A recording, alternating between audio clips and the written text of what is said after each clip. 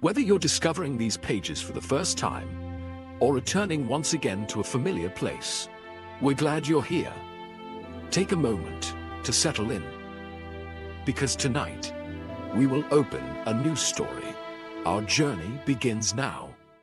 In the constant motion of a busy airport, where travelers pass without a second glance and engines thunder just beyond the walls, something important goes missing. What begins as an ordinary visit quickly draws attention to unfamiliar faces, quiet signals, and a disappearance that feels far too deliberate to be an accident. Frank and Joe Hardy soon realize that beneath the schedules and crowds lies a hidden plan, carefully timed to unfold in plain sight. As clues surface among terminals and hangars, every moment matters, and the truth threatens to vanish with the next departing plane. With danger closing in and time running out, the smallest mistake could send everything beyond reach.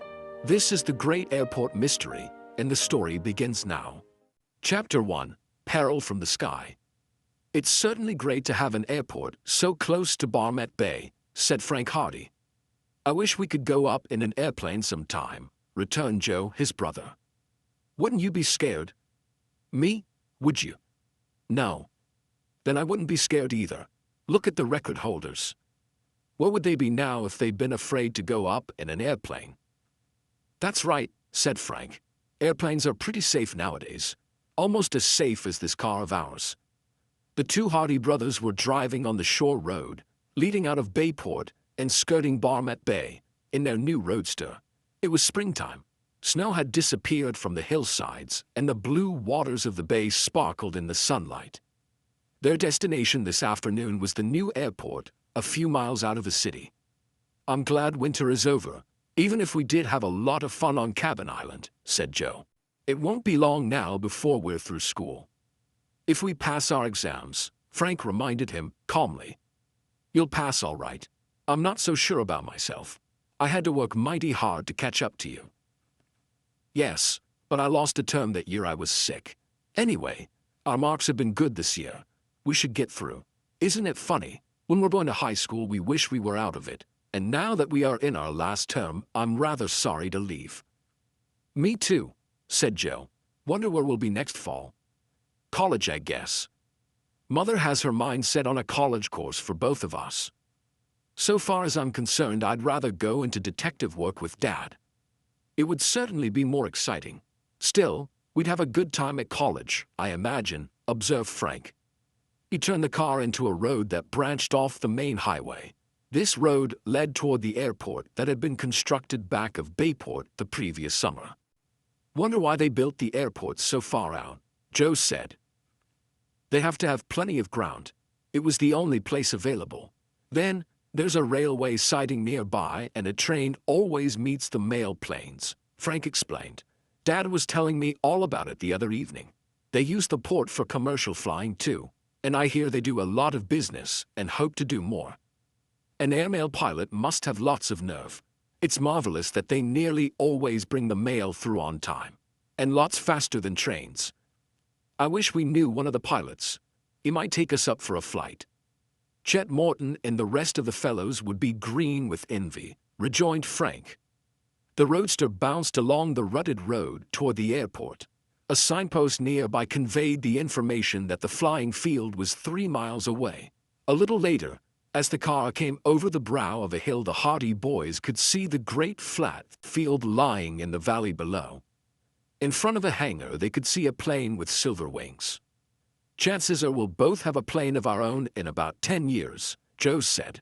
"Everybody will be flying then, and think nothing of it." Frank applied the brakes as the roadster descended the steep grade. In a few minutes they had reached the foot of the hill. The car raced along the level road toward the airport. The boys had often seen the airplanes flying over the city, but they had never been in close proximity to one of the machines, and now they were excited over the prospect.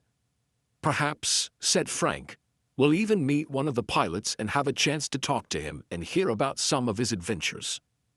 Joe turned in his seat and looked back. "Why, there's a plane now," he exclaimed. "We'll be able to see it land. Break time equals 0. 25s /. Above the roar of the car, the boys could hear the hum of an approaching airplane. It came swooping down out of the sky beyond the hill.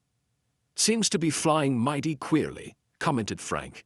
"Usually they go along as smoothly as a bird. Nothing smooth about that one. Maybe the pilot's in trouble." The flight of the plane was indeed erratic. It was going from side to side in a jerky fashion, and it seemed to be flying much closer to the ground than safety warranted. "They never reached the airport at that rate," said Frank, looking back again. "He should be higher up than that. Look, he's coming straight down, and the airport is a couple of miles away. I hope he doesn't land on the road. He might hit us. If he lands on the road, he's in for a nasty crash. A plane has to have plenty of room to move around in." Between steering the roadster and eyeing the plane, Frank Hardy was well occupied. Joe kept looking back and staring at the descending machine. "I believe that fellow is in trouble," he said. "He's coming down right this way." They could see the airplane quite clearly now. They could even see the figure of the pilot in the cockpit. The machine was descending at terrific speed in a long glide that made it seem inevitable that the plane would fall far short of the airport. Frank stepped on the accelerator. The car leaped forward, raising a cloud of dust. But the speed of the car was as nothing compared with the speed of the plane. The distance between them diminished, and the plane was steadily nearing the ground. "Great Caesar! That fellow is coming down on top of us!" shouted Joe in alarm. "Not if I can help it," returned Frank grimly. Joe looked up. He could even distinguish details of the understructure of the airplane now. The roar of its engine was deafening. Lower and lower it came.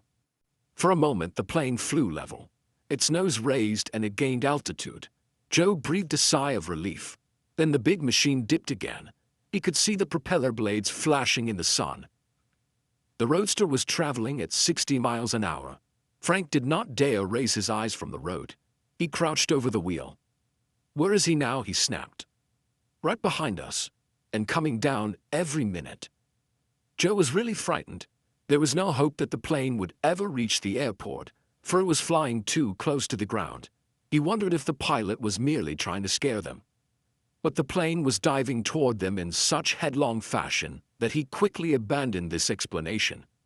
Powerful though the roadster was, the speed of the plane was much greater. It was scarcely 200 feet from the ground now, and its nose was pointing down at a dangerous angle. In a few more seconds there would be a crash, and, from the angle of flight, it seemed almost certain that the heavy machine would crash directly on top of the roadster. Brake time equals 0. 25s /. The car roared ahead. The noise of its engine drowned in the gigantic throbbing of the airplane's motor. The plane came nearer and nearer, diving at almost incredible speed. "We're done for," groaned Joe. Unless a miracle intervened, the plane would crash directly on top of the Hardy boys' car. Chapter 2: The Crash. Frank Hardy could scarcely keep the car on the road. He glanced at the speedometer. They were traveling at 70 miles an hour. It was certain that the airplane would crash on the highway. Suddenly Joe leaned forward. "Look, the side road," he shouted. "Take the side road." A short distance ahead Frank saw a rough dirt road leading off the highway to the airport. If he could only reach it in time. The roar of the descending airplane was deafening now. They could even hear the wind screaming in the struts. Joe saw the pilot, in helmet and goggles, waving his arm wildly. Frank slackened speed slightly as he neared the dirt road, bore down on the wheel, and made the turn. The rear wheels skidded wildly. There was a screech of brakes. The car teetered perilously, then righted itself and shot down the rough lane. At the same moment the airplane roared past. It was so close that the wing tip came within a few feet of the rear of the car. Then it crashed. Frank was having his own troubles, and he did not see the crack up. On the bumpy dirt road the car skidded, throwing up a cloud of sand and dust, then shot across a ditch, thumped and lurched over some rocks, and finally came to a stop at a rail fence. Joe came close to going through the windshield and then hit the door with a thud. While he burst out, "Some wild ride, I'll tell the universe." Frank had been thrown tightly against the wheel, Otherwise he, too, might have gone into the glass. As it was, he hurt his ribs a little. "Well, I'm glad we didn't overturn," he remarked, as soon as he could catch his breath. "Or take down the fence. Wonder who that crazy fellow was. Maybe something went wrong with his airbus. Well, I'm glad we managed to get from under. It was a mighty close call." Joe, looking back, saw the airplane as it crashed. Nose down, it came, then flattened out just before it reached the ground. Its understructure crashed into the earth. The plane seemed to bound high in the air, then came down again with a snapping and crackling of wood, and buried its nose in the dust of the road. Then its tail canted up, and the plane turned a somersault over on its back. It was a wreck. While the Hardy boys are scrambling out of their roadster and hastening back to the scene of the airplane crash that had so nearly cost them their own lives, the opportunity will be taken to introduce them more definitely. Frank and Joe Hardy were the sons of Finton Hardy, an internationally famous detective, late of the New York police force. Mr. Hardy had made such a name for himself as a detective with the New York force that he had resigned to go into business for himself as a private detective, and his services were frequently sought in important cases. His sons, Frank and Joe, were eager to follow in his footsteps. The Hardys lived in Bayport, a thriving city on Barmet Bay, on the Atlantic coast.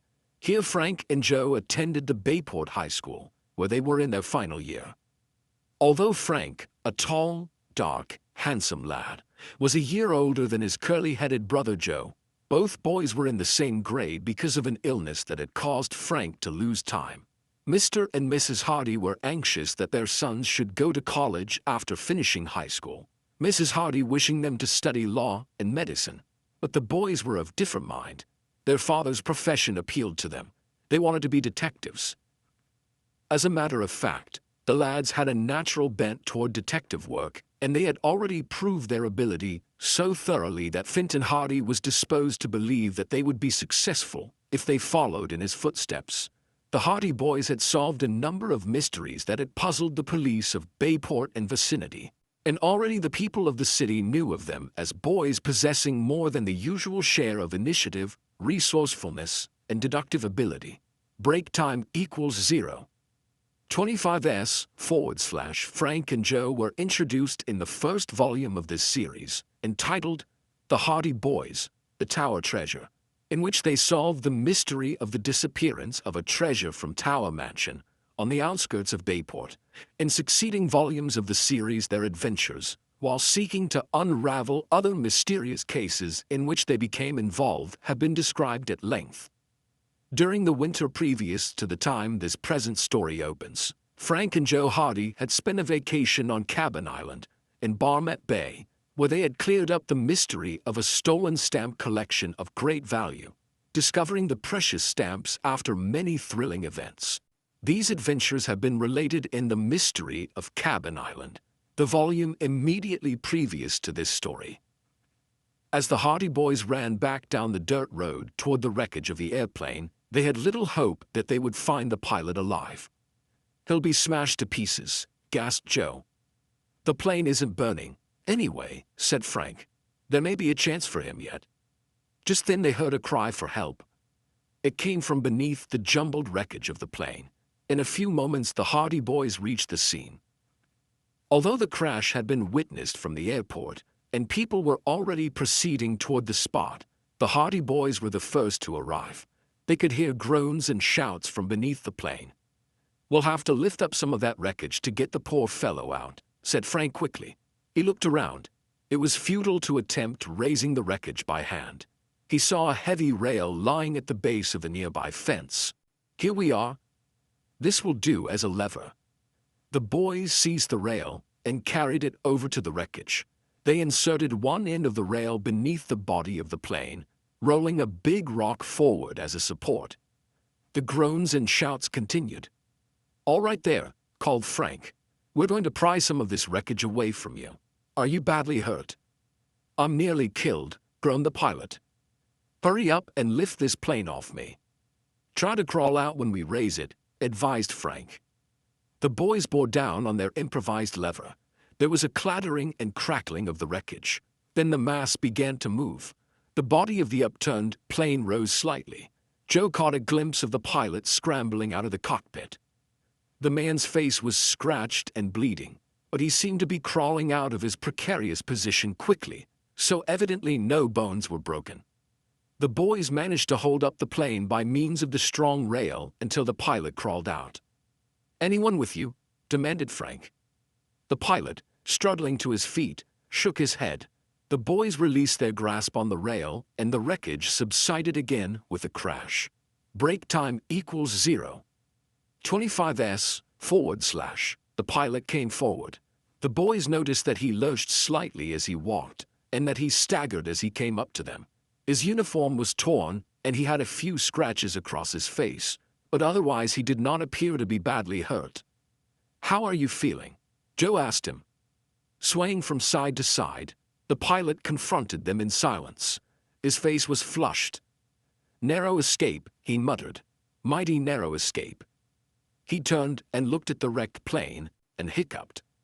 "What happened?" asked Frank. "Engine trouble? Or did you run out of gas?" "I dunno," answered the pilot thickly. "I dunno what happened. It wasn't my fault. All the fault of them fellows in the car." "Fellows in a car?" "Yes. Couple of fools in a car ahead of me. I wanted him to stop, and they wouldn't. They rushed right ahead and got in my way. Thought I'd scare him and make him stop, but they kept on going. Then I found I couldn't get back in the air again, flying too low. It was all the fault of those fools in the car." Frank and Joe glanced at one another significantly. Clearly, the man was referring to them, and it was just as clear that the pilot had been drinking. "We were in a car," said Frank. "If you think we're to blame for your accident, you're badly mistaken. You mighty near cost us our lives. We had to get off the road, or you would have crashed on top of our car." The pilot turned and looked at the boys, an ugly expression in his bloodshot eyes. "You were in the car," he shouted. "You're the fellows that are to blame for this crack-up. It was your own fault." "Wasn't my fault. You fellows wouldn't stop. I was afraid I was going to hit you. That's why I lost control of the plane." The pilot was working himself up into a temper. "You'll pay for this, let me tell you. My plane is wrecked, and I was mighty near killed just because a couple of fool boys didn't know enough to stop." Frank and Joe Hardy stared at the man in amazement. The injustice of the charge passed belief. They were just about to reply angrily when they heard voices and saw men hurrying down the road toward them. A number of farmers in the adjacent fields had witnessed the accident and had lost no time in hastening to the scene. "What happened? Anybody killed?" demanded one man, as they came up. "The plane is wrecked. The pilot escaped," explained Frank. "No thanks to you young fools," snarled the pilot. He turned to the farmers. "I'm lucky to be alive. I was trying to make a landing on the road, and these young idiots in their car kept racing ahead of me, so I couldn't come down. I lost control of my machine, and it's wrecked." The farmers looked gravely at the Hardy boys. Frank laughed. "I think you'd better wait until you sober up," he told the pilot. "Before you make any charges like that, you haven't any business being in an airplane when you're drunk." "Who says I'm drunk?" demanded the pilot belligerently. He clenched his fists and stepped forward. "My airplane is wrecked, and I'm going to hold you young fools responsible." Chapter 3. A Promise of Trouble. "You can't blame us for this smash-up," exclaimed Frank Hardy. "Why, that's absurd. We were on the road, where we belonged. If you wanted to land, you should have landed in a field. There's plenty of room." "I'll land my plane wherever I please," raged the pilot. "Why pick on us?" asked Joe. "We did our best to get out of your way. I think you deliberately tried to run us down." "Never mind. You'll hear more about this affair. I'm going to report this to the airmail service, and they'll come on you for damages." "Try to get him," returned Frank. A lanky farmer stepped forward. "I saw the whole thing from the top of the hill," he said slowly. "If I was you, Mr. Airplane Man, I wouldn't try to collect no damages from these lads." "Why not?" "Because they wasn't to blame for the accident. The whole thing was your own fault. And, by jing, if you do try to blame them, they can count on me for a witness to prove that they did their best to get out of your way." They was riding peacefully along the road, and then you come swooping and bouncing out of the sky and come slap down on the road where you shouldn't be. You airplane fellows give me a pain. You've got the whole sky to move around in, and yet you think you have a right to chase people off the earth too. Is that so? Sneered the pilot. Well, you'll have a chance to give your evidence, seeing you know so much. I'm glad of that, Giles Ducroix, said the farmer. I'm glad I'll have a chance to give evidence, for then I can tell him how drunk you were when you crawled out from under the plane. This shot told. I'm not drunk, stormed Ducroix. I'm nervous. You must have a pretty bad case of nerves to make your breath smell so strong, rejoined the farmer calmly. I'll bet the airmail service won't keep you on very long after this, when they hear what I've got to say. The pilot turned his back. I haven't got time to bother with you. It's these boys I'm dealing with. I warn you, he said, glaring at the hardy boys. You haven't heard the last of this. There's going to be plenty of trouble for you. Just then there was a roaring and clattering as a huge truck lumbered down the road, bound from the airport. The driver stared at the scene in amazement. Some of the farmers moved the wreckage of the plane out of the road to enable the truck to pass. Giles Ducroix strode forward arrogantly. Driver, brake time equals 0. 25s/yeah. There are some bags of airmail in my plane. I want you to bring them to Bayport. Who says so? Asked the driver calmly. I do. I'm pilot of this plane. The driver regarded the wreckage. Looks like you made a pretty good job of the crack-up, he said finally. Some of the bystanders grinned. Giles Ducroix flushed angrily. No nonsense about this, he snapped. It's my duty to see that the mail bags reach the city. The truck driver sighed. Why didn't you bring him to the airport in your plane? He inquired. Can't you see? I've had an accident. You picked a nice day for it, observed the driver, glancing up at the sky. Giles Ducroix lost patience. He went over to the wreckage of the plane and burrowed among the debris until he found the mail bags. These he hauled forth and tossed into the truck. There, he said, get them to Bayport as quick as you can. Yes, Commander, said the truck driver, with an elaborate salute. The airmail must arrive on time. If I run out of gas, I'll come down in a parachute. And the big truck lumbered off. This exchange of witticisms, in which Giles Ducroix had come out second best, judging by the snickers of the farmers who were now crowding about, did not leave the pilot in a very good temper. He stormed into the middle of a group of men who were examining the wreckage, ordered them to stand back, and promised all sorts of dire penalties if anyone touched the airplane until he returned from the airport. As for you, he said, turning to Frank and Joe Hardy before he stalked away, you'll hear more about this. You're to blame for the whole business, and I'm going to see that you suffer for it. He went away, walking rather unsteadily down the road. The lanky farmer who had befriended the boys came over to them. A man like that oughtn't to be allowed in charge of a plane, he said gravely. I'll bet if the air service people knew about him being drunk, he wouldn't hold his job 2 seconds. Do you think he can make trouble for us? Asked Frank. It wasn't our fault that he crashed. We did our best to get out of his road, and it was just by luck that he didn't smash right on top of us. I nearly wrecked our roadster getting out of the way. I saw it, said the man. I saw it all from the top of the hill, and it's just like I told Ducroix. I'll be a witness for you if there's any trouble. My name is Jim Parent, and people around here know my word is as good as my bond. You lads were no more to blame for that smash-up than I was, and I'll tell him so. It's mighty good of you, Mr. Parent, said Frank gratefully. If we have any trouble about this matter, we'll certainly call on you. Be sure you do. I'll help you all I can. The farmer went back toward the wreckage. Frank and Joe decided that their trip to the airport might as well be called off for the time being, as they had no desire for a further encounter with Giles Ducroix, so they went back to the roadster and extricated it from its position among the rocks, backed it out into the highway, and headed toward Bayport again. In spite of Jim Parent's reassuring words, the lads were disturbed. They had no idea how far Giles Ducroix might go, and they realized that the man would certainly stretch the truth in order to clear himself with the airport officials. Like most boys, They believed that a man in uniform was vested with powers beyond that of the average citizen, and they reflected that the officials might be more inclined to believe Giles Ducroix's word than theirs. "I think we'd better tell Dad about this," said Frank.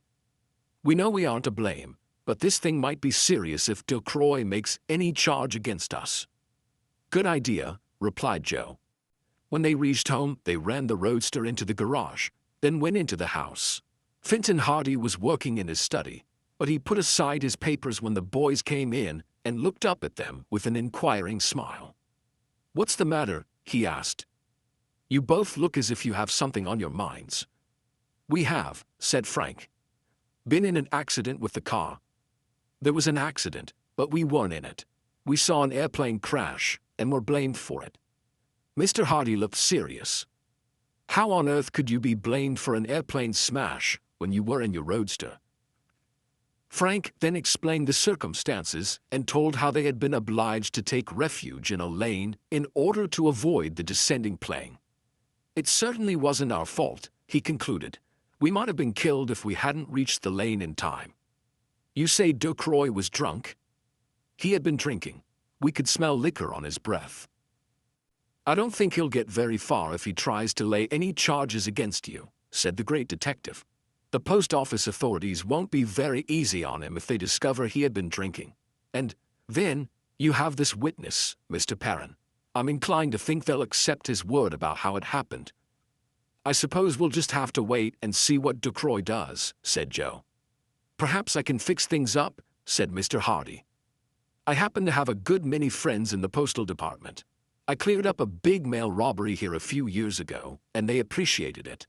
I'll go down right away and have a talk with some of the officials, and I'll try to explain things to them. Don't worry too much about it." "That's mighty good of you, Dad," said Frank. "I'll say it is," chimed in Joe. "Well, I certainly can't see my sons accused of wrecking an airplane when they didn't have anything to do with it," said Mr. Hardy warmly. He got up and reached for his hat. "I'll go and see what can be done about it right away." Chapter 4: An Attack.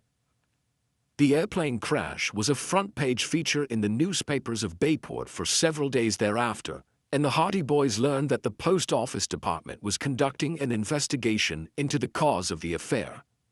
Several reporters called on Frank and Joe Hardy to learn their version of the accident, and although the boys told exactly how the crash occurred, they were disturbed to find that considerable space was given to Giles Ducroix's account. Ducroix was not backward in laying the blame upon the Hardy boys. "My plane cracked up simply because I was trying to avoid hitting the car," he said in an interview. "The boys deliberately drove their roadster ahead so that I was unable to find a landing place until it was too late. They confused me so much that the accident was the result." All this looked very bad in cold print, and one of the newspapers hinted that the post office department might take action against the boys if Ducroix's story was upheld. "Don't worry about it," Finton Hardy advised. "Don't let it be on your minds while you are writing examination papers." This counsel was sound. The lads were busy writing their final examinations, and upon the result would depend their graduation from the high school that year. If they failed, it would mean another term and a year's work wasted. Both Frank and Joe had studied hard and were well up in their work. Under ordinary circumstances, they would have had little doubt of the outcome, but with the Ducroix affair on their minds, they could not concentrate on their studies as well as they might have done otherwise. Frank shook his head mournfully when the boys left school the afternoon of the geometry examination. "How do you think you made out?" he asked Joe. "Not so good. I'm sure I failed. It was a tough exam. Everybody says so. I know it was tough, but I couldn't help thinking of the trouble we'll be in if the post office people decide we're to blame for that accident." "It was in my mind too," Joe admitted. "Still, we know it wasn't our fault." "Of course it wasn't, but the chances are that they'll believe Ducroix, seeing he's one of their own pilots. If they blame us, we'll fight it. We'll tell them Ducroix was drunk." "Perhaps they won't even listen to us," said Frank. The boys went on down the street toward the downtown section. Joe caught sight of a familiar name in a newspaper headline. "This looks interesting," he remarked. When he bought the paper, the two stood on the corner to read it. Post Office Department discharges Giles Ducroix, read the headline. Airmail pilot released following crash near local airport. Joe whistled softly. The boys read further. It was announced today at Post Office headquarters that the resignation of Giles Ducroix, pilot in charge of the mail plane that crashed on the airport road last Saturday, had been requested by the department. Ducroix handed in his resignation early this afternoon and is no longer with the service. It was stated that information had come into possession of the department to the effect that Ducroix had been drinking heavily on the day of the crash, and that he had been drinking for several days previous. According to officials, the pilot had been warned several times that his bad habits would get him into trouble, and although he promised to mend his ways, he had evidently failed to do so. Other aviators claimed that Ducroix was a menace to the air service and that he should not be permitted to handle a plane. His flying license has been cancelled. The Hardy boys looked at one another in silence. "I guess that will clear us," said Frank finally. "It doesn't say so. They can't very well blame us after that." A familiar voice broke in. "Hi there. Hear the news." The Hardy boys looked up to see Chet Morton, one of their chums, approaching. Chet, too, had a newspaper under his arm. "We were just reading it," said Joe. "It was coming to him," declared Chet warmly. "I was talking to one of the men at the airport yesterday, and he said Ducroix ought to be fired. He was always drinking. None of them were surprised when he had that crash." "I'm sorry he has lost his job," said Frank, "but I guess he deserved it. If they let him stay on, he might get into a serious accident and kill somebody." "He mighty nearly killed us," Joe reminded him. "If I only knew that this meant we were clear of blame, I could write the rest of my exams with an easy mind." "Don't worry," advised Chet. "They won't blame you chaps. The very fact that Ducroix has been let out means that they didn't believe his story." Suddenly Frank nudged his brother. "Here he comes now." "Who?" "Ducroix," whispered Frank. Joe looked around. Coming down the street, he saw the former air pilot. Ducroix's face wore an angry look, and he appeared not to notice the stares and the comments of the people nearby. "Don't pay any attention to him," said Joe. "There's no use looking for trouble." But if the Hardy boys were not going to pay any attention to Giles Ducroix, it soon became apparent that the pilot intended to pay some attention to them. He changed his course and came over toward the three boys. "Now what's the big idea?" muttered Chet. Ducroix blustered toward them. He faced Frank and Joe angrily, brushing Chet to one side. "Well," he sneered, "I suppose you're satisfied now." "What do you mean?" asked Frank. "I suppose you're satisfied now that you've lost me my job," demanded Ducroix. "You lost it yourself," returned Frank. "We didn't have anything to do with it." "You didn't, hey? It was your fool driving that caused the crash, and it was because of the crash that I got fired." "The paper says something different," said Joe calmly. "It says I got fired because I was drunk, and I was as sober as I am now." "And you're not any too sober now, either," Chet reminded him sweetly. Ducroix turned to him. "You keep out of this," he snapped. "This is none of your business. I'll thank you to keep your mouth shut." "Seeing you asked me so nicely, I will." Ducroix turned to the Hardy boys again. "I'm not through with you two yet," he said. "I may have lost my job, but I'm going to get some satisfaction anyway." "How?" asked Frank. By way of reply, Ducroix drew back his right arm and lashed out suddenly. His fist struck Frank in the face and sent the youth staggering back. The blow had come so abruptly that he had no chance to defend himself. But Joe, when he saw his brother attacked, lost no time in getting into action. He plunged at Ducroix without hesitation and planted a swinging blow on the pilot's right eye, completely closing it. Ducroix gave a yell of pain and struck at Joe, but the blow was wild. Frank recovered himself. "Let me handle this," he said to his brother. And with no further ado, he advanced on Ducroix. The pilot swung at him, but Frank ducked, came in, and stung Ducroix's face with an uppercut. Ducroix was bigger than Frank and considerably heavier, but he was far from being a scientific fighter, relying chiefly on bow-like rushes and ponderous swinging blows that would have done damage had they landed, but seldom did. Ducroy rushed Frank back across the pavement, his heavy fists swinging, but Frank backed away, ducking and dodging, watching for an opening. It soon came. Ducroy swung so wildly that he left himself completely unprotected. Frank's fist shot out. The blow caught Ducroy directly on the point of the jaw, and he went down in a heap. "Is that enough?" asked Frank. A crowd had collected, and Con Riley of the Bayport police force hastened forward. "What's all this?" he demanded. "Fighting on the streets? What's the trouble?" Frank turned away. "Just a little argument," he explained. "This man hit me first, and I had to hit him back." "That's right," chimed in Chet Morton. "I saw it all. I can prove it." Giles Ducroy got slowly to his feet, and Riley seized him by the collar. "I got a good mind to run you in," said the officer. "What business have you got hitting a lad half your size?" "I don't want to lay any charge against him," said Frank. "Better let him go." Con Riley looked dubious. Then he released his grip on Ducroy's collar. "Well, seeing you ask it," he said. Then he glared at Ducroy. "Take yourself out of here," he ordered sharply. "If I catch you making any disturbance on the street again, it won't go so easy with you." Giles Ducroy lurched away, muttering and defeated. Con Riley then turned his attention to the crowd and dispersed the bystanders with a wave of his stick. "Move on," he ordered. "Move on out of here." The crowd scattered. The Hardy Boys and Chet Morton continued their journey down the street. Chet was warm in his praise of the artistic manner in which Frank had dealt with the bully. "I'll bet his jaw is sore for a week," he declared. "I hate a row like that," said Frank. "Dad would be angry if he knew we were mixed up in a common street fight." "You couldn't help it. You didn't start the fight. It was all Ducroy's fault," said Chet. "He struck you first. Boy, that was a nice pasting you handed him." But Frank remembered the vindictive look in Ducroy's face as the beaten man slunk away. "I don't think we've heard the last of this, by any means," he said. Chapter 5, Anxious Days. It was not until the next evening that the result of the investigation into the airplane crash was officially announced.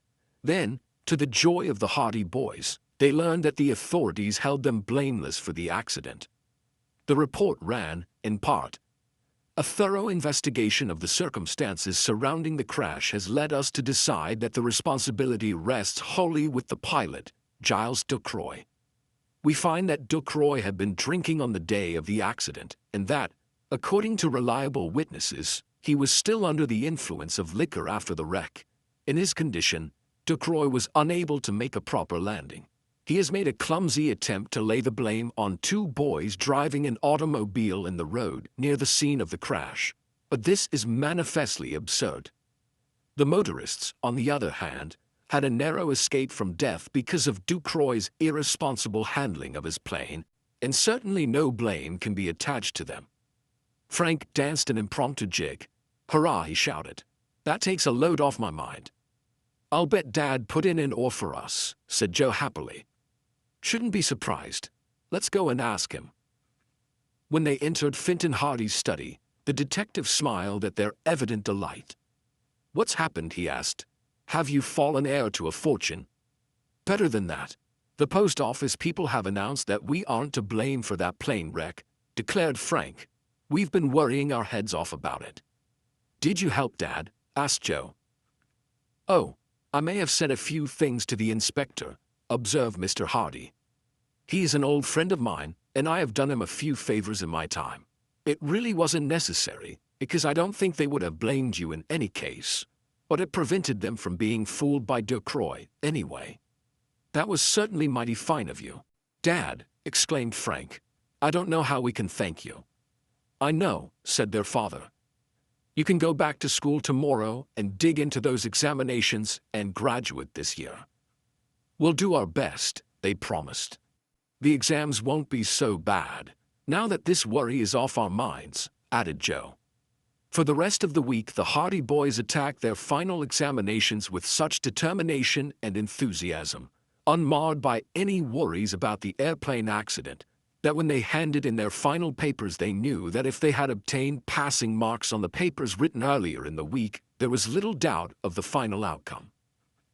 But that's just the trouble, groaned Joe.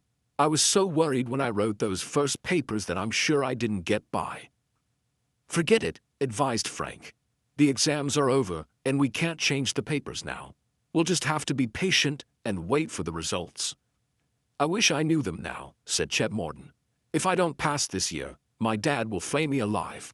I might as well pack up and head for Alaska if I don't get through. What are you fellows going to do now that school is over? Wait for the results, returned Frank. If we pass, I think Dad wants us to go to college, and we'll have to start making our plans. Jerry Gilroy, another chum of the Hardy boys, sauntered up. How about you, Jerry?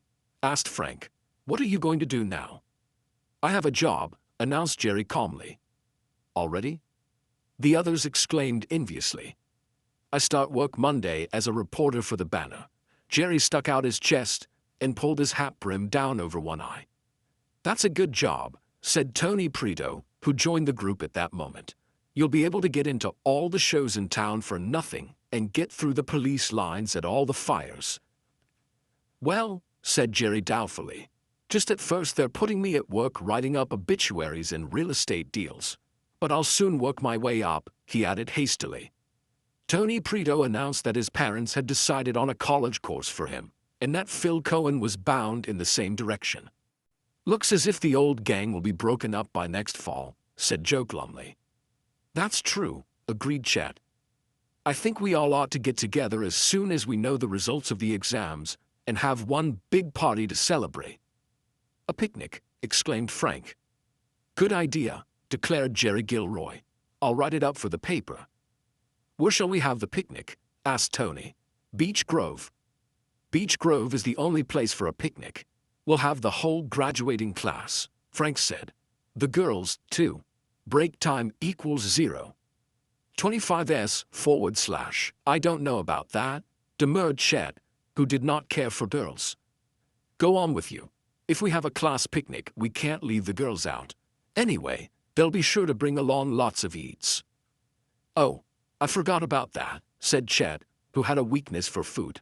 By all means, we must have the girls along.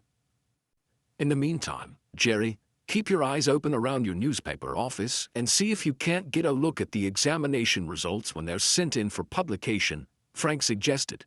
They'll appear in the paper first, and if you get on the good side of the city editor, he may let you have a look at them. And phone us right away, added Chet. Jerry promised to keep on the lookout for the examination results. Frank's suggestion of a picnic met with the instant favor of the other members of the graduation class who were enthusiastic over the idea. They all realized that within the next few months the class would be scattered far and wide, and that it would probably be their last opportunity of being all together. Then they settled down to the tedious business of awaiting the all-important results. 2 days passed, with no word from Jerry Gilroy, who had extracted a promise from his city editor that he would be shown the list as soon as it reached the office. The Hardy boys and their chums bided their time with such patience as they could muster. Frank and Joe went out on Barmet Bay in their motorboat, the Sleuth, and explored the countryside in their roadster. On Thursday morning the boys were in the gymnasium in the barn back of the Hardy home. Chet Morton was sitting in a window munching at an apple, as usual. Biff Hooper was drumming away at the punching bag. Tony Prito was practicing some complicated maneuvers on the parallel bars, while Phil Cohen and Joe Hardy were engaged in a spirited wrestling match. Frank was busy trying to repair a broken baseball bat, with small success. Somebody calling you, Frank, said Chet, glancing out the window. Frank looked out. Aunt Gertrude was standing in the back door, beckoning to him. You're wanted on the telephone, she called. It must be from Jerry, shouted Frank. The others stopped their activities instantly. Frank almost tumbled down the stairs in his anxiety to reach the house in the quickest possible time. The other boys crowded to the window. They saw him disappear into the house. He seemed to be away for a long time. Bad news, I'm sure of it, moaned Chet. Good news, I'll bet a cookie, said Joe, trying to be cheerful. After a while they saw Frank come out of the house. His shoulders drooped. He walked slowly. What's the verdict? Clamored Chet. Frank looked up, shook his head mournfully. and sighed. They heard him coming up the stairs. "I knew it," Chet groaned. "We've all failed." When Frank came up into the gymnasium, they crowded around him. He looked as though he had lost every friend he had in the world. "For the love of Pete, don't keep us in suspense," demanded Tony. "Was it Jerry? What did he say?" "It was from Jerry," admitted Frank heavily. "Well, fellows, I don't know how you're going to feel about it, but as for me," he shook his head again. "Back to the high school for another year, is it?" asked Joe solemnly. "Don't take it too badly, fellows. Of course, we all knew the exams were harder than usual." "Yes, they were tough," admitted Chet. "But, hang it all, didn't some of us get through? I was sure I'd failed, but I thought the rest of you would make it." "The results are out," said Frank.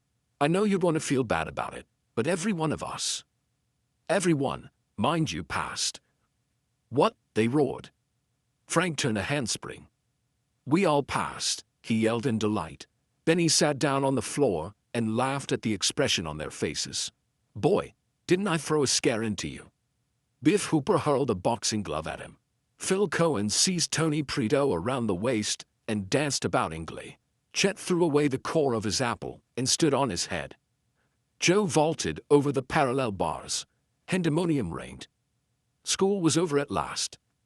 "And now," shouted Frank, "for the picnic." Chapter 6, The Cabin in the Woods.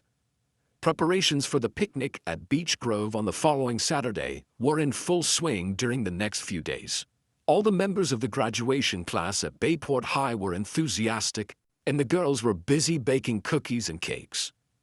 From the standpoint of Chet Morton, at any rate, the success of the outing was therefore assured. "As long as there's plenty of food, it will be a good picnic," he said. Callie Shaw, who was Frank Hardy's particular favorite among the girls of the class, admitted that she felt sad at the prospect of seeing the crowd broken up at last. "We had some good times at High. Somehow, I wish now that we had all failed so we could go back for another year." "You didn't feel like that when you were writing the math exam," Iola Morton, Chet's sister, reminded Callie. "No, I suppose if I did go back I'd be grouching about the work all over again," laughed Callie. "I'm glad we're going to have the picnic, though. It will be nice to be all together again for once before the class is scattered." "There won't be many of the gang left around town by next fall," said Frank. "What with some going to college and others going to work, the class will be pretty well broken up by then." "I hope we'll get good weather for the picnic," ventured Joe. "The class had good luck on the exams," Iola reminded him. "So we should have good luck with the weather." Iola's optimism was justified. When the day for the picnic dawned, the sky was cloudless. The day was warm and clear. Mrs. Hardy had prepared a big basket of good things for the Hardy boys to take with them, and they stowed the basket in the roadster along with their bathing suits and baseball gloves. They had arranged to call for Callie Shaw in the car, while Iola was to go with Chet in his roadster. It was to be a real picnic, not one of these afternoon teas, as Chet expressed it. All members of the class had been notified to meet at Beech Grove by 10 o'clock in the morning, and when Callie and the Hardy boys reached the grove, they found a dozen others already on hand. Chet arrived a few minutes later with Iola and Biff Hooper, whom he had picked up on the road, and by 10:30 the crowd was complete. Beech Grove was just off the shore road and extended to a sandy beach on the shore of Barmet Bay.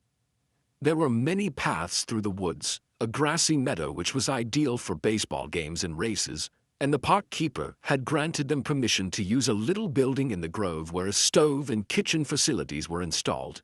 The boys lit a fire and busied themselves bringing up driftwood from the beach, while some of the girls settled down to preparing lunch and opening up the numerous baskets at their disposal. The Hardy boys and the other lads went down to the beach for a swim before lunch, and had some fine sport on an improvised raft which they took turns in defending against all comers. Chet Morton became unduly ambitious and tried to improvise a sailboat out of a plank and an old piece of tarpaulin he found on the shore, but the sailboat came to grief and tipped Chet into the water, to the hilarious delight of his companions. By the time the swim was over and the boys returned to the grove, they had developed lusty appetites for lunch, and there were loud cheers when Callie, as chief cook, hammered a tune on a tin plate with a poker, announcing that the meal was ready. There was hot coffee, heaping bowls of baked beans, stacks of sandwiches, plates of potato salad, and cake and fruit without end. The boys and girls sat beneath the trees and ate from tin plates until they could eat no more. Chet, alone, looked discontented when lunch was over. "What's the matter with you?" asked Tony Preto. "Didn't you like it? I thought it was the best meal I ever tasted." "The meal was all right," said Chet dolefully. "Then why are you looking so glum?" "I never have any luck," confessed Chet. "Something always goes wrong." "Didn't you get enough to eat?" asked Callie anxiously. "There is a lot more potato salad." "No thanks. I don't think I could eat any more potato salad, not just now, at any rate. It was very good potato salad, but I couldn't eat any more right now. Maybe in an hour or so." "Oh, well, it doesn't matter. If the meal was all right and you got enough, what's all the trouble?" asked Frank Hardy. "I saw you take 3 helpings of beans," added Joe. "That's why I feel so badly." "Got a tummy ache?" asked Iola solicitously. "No. But, you see, I liked the beans so well that I took 2 helpings after the first one. And I liked the potato salad so well I took 2 helpings of that, extra. And then I saw some sandwiches I liked real well, and I ate about a dozen of them. And then somebody passed around angel food cake, so I ate that. And then I didn't have any room for anything else." "I think you did very well," remarked Jerry Gilroy. "I don't see where you have any kick coming." "I like chocolate cake. It's my favorite cake," declared Chet gloomily. "There was plenty of chocolate cake," said his sister. "There are 2 chocolate cakes left right now." "Save 'em for supper," advised Chet. "That was the big trouble. I like chocolate cake so well that I feel bad, because I was so full by the time it reached me, I couldn't eat any." The others looked at one another helplessly. "What can you do with a fellow like that?" demanded Phil Cohen. "He's never satisfied." "I think he needs exercise," said Iola threateningly. "Now, don't," pleaded Chet, who had found a soft spot beneath a shady tree and was preparing to go to sleep. "Maybe you boys don't know it," said Iola, "but I do. Chet is ticklish." "Don't, Iola," clamored the victim. But Iola advanced on her brother and tickled him until he yelled for mercy, whereat the others, delighted at the exposure of this secret, pounced on the luckless Chet and rubbed his ribs until he was forced to make his escape. They chased him through the meadow, shouting with laughter, and back and forth among the trees until he could run no longer. "It'll help him digest those 3 helpings of beans and potato salad," said Iola, without sympathy. Having concluded their attentions to Chet, the classmates organized an impromptu program of sports, with races, a ball game, and a blindfold boxing match between Biff Hooper, Jerry Gilroy, Phil Cohen, and Tony Preto, which ended without casualties. Biff, who prided himself on his boxing ability, wandered away from the others and tackled a large tree, under the impression that it was Jerry. After dealing a dozen terrific blows without knocking out the enemy, he tore off the blindfold and then looked very sheepish. Most of the others went swimming during the afternoon, but the Hardy boys had decided to take advantage of the opportunity and investigate a mysterious little cabin at the far end of the grove. They had often been curious about the place, and it was Frank's suggestion that perhaps the cabin was used as a hiding place for smugglers that prompted their decision to visit the place. "May we come too?" asked Callie Shaw, as the 2 boys were starting off together. She and Iola had remained behind to clear up the last of the picnic dishes while the other girls went swimming. "Glad to have you," answered Frank. "Come on, Iola." The 2 girls went running across the grass, and the 4 young people set out down a winding path beneath the trees. "Where are you going, Frank?" Callie inquired. "We thought we'd take a walk over to that little cabin at the east end of the grove. Joe and I have often been curious about that place, but we've never been near it, so we thought this was as good a chance as any." "Oh, this is thrilling," declared Iola. "Do you think there's anything suspicious about it?" Joe shrugged. "Perhaps. It will be fun to look the place over, though.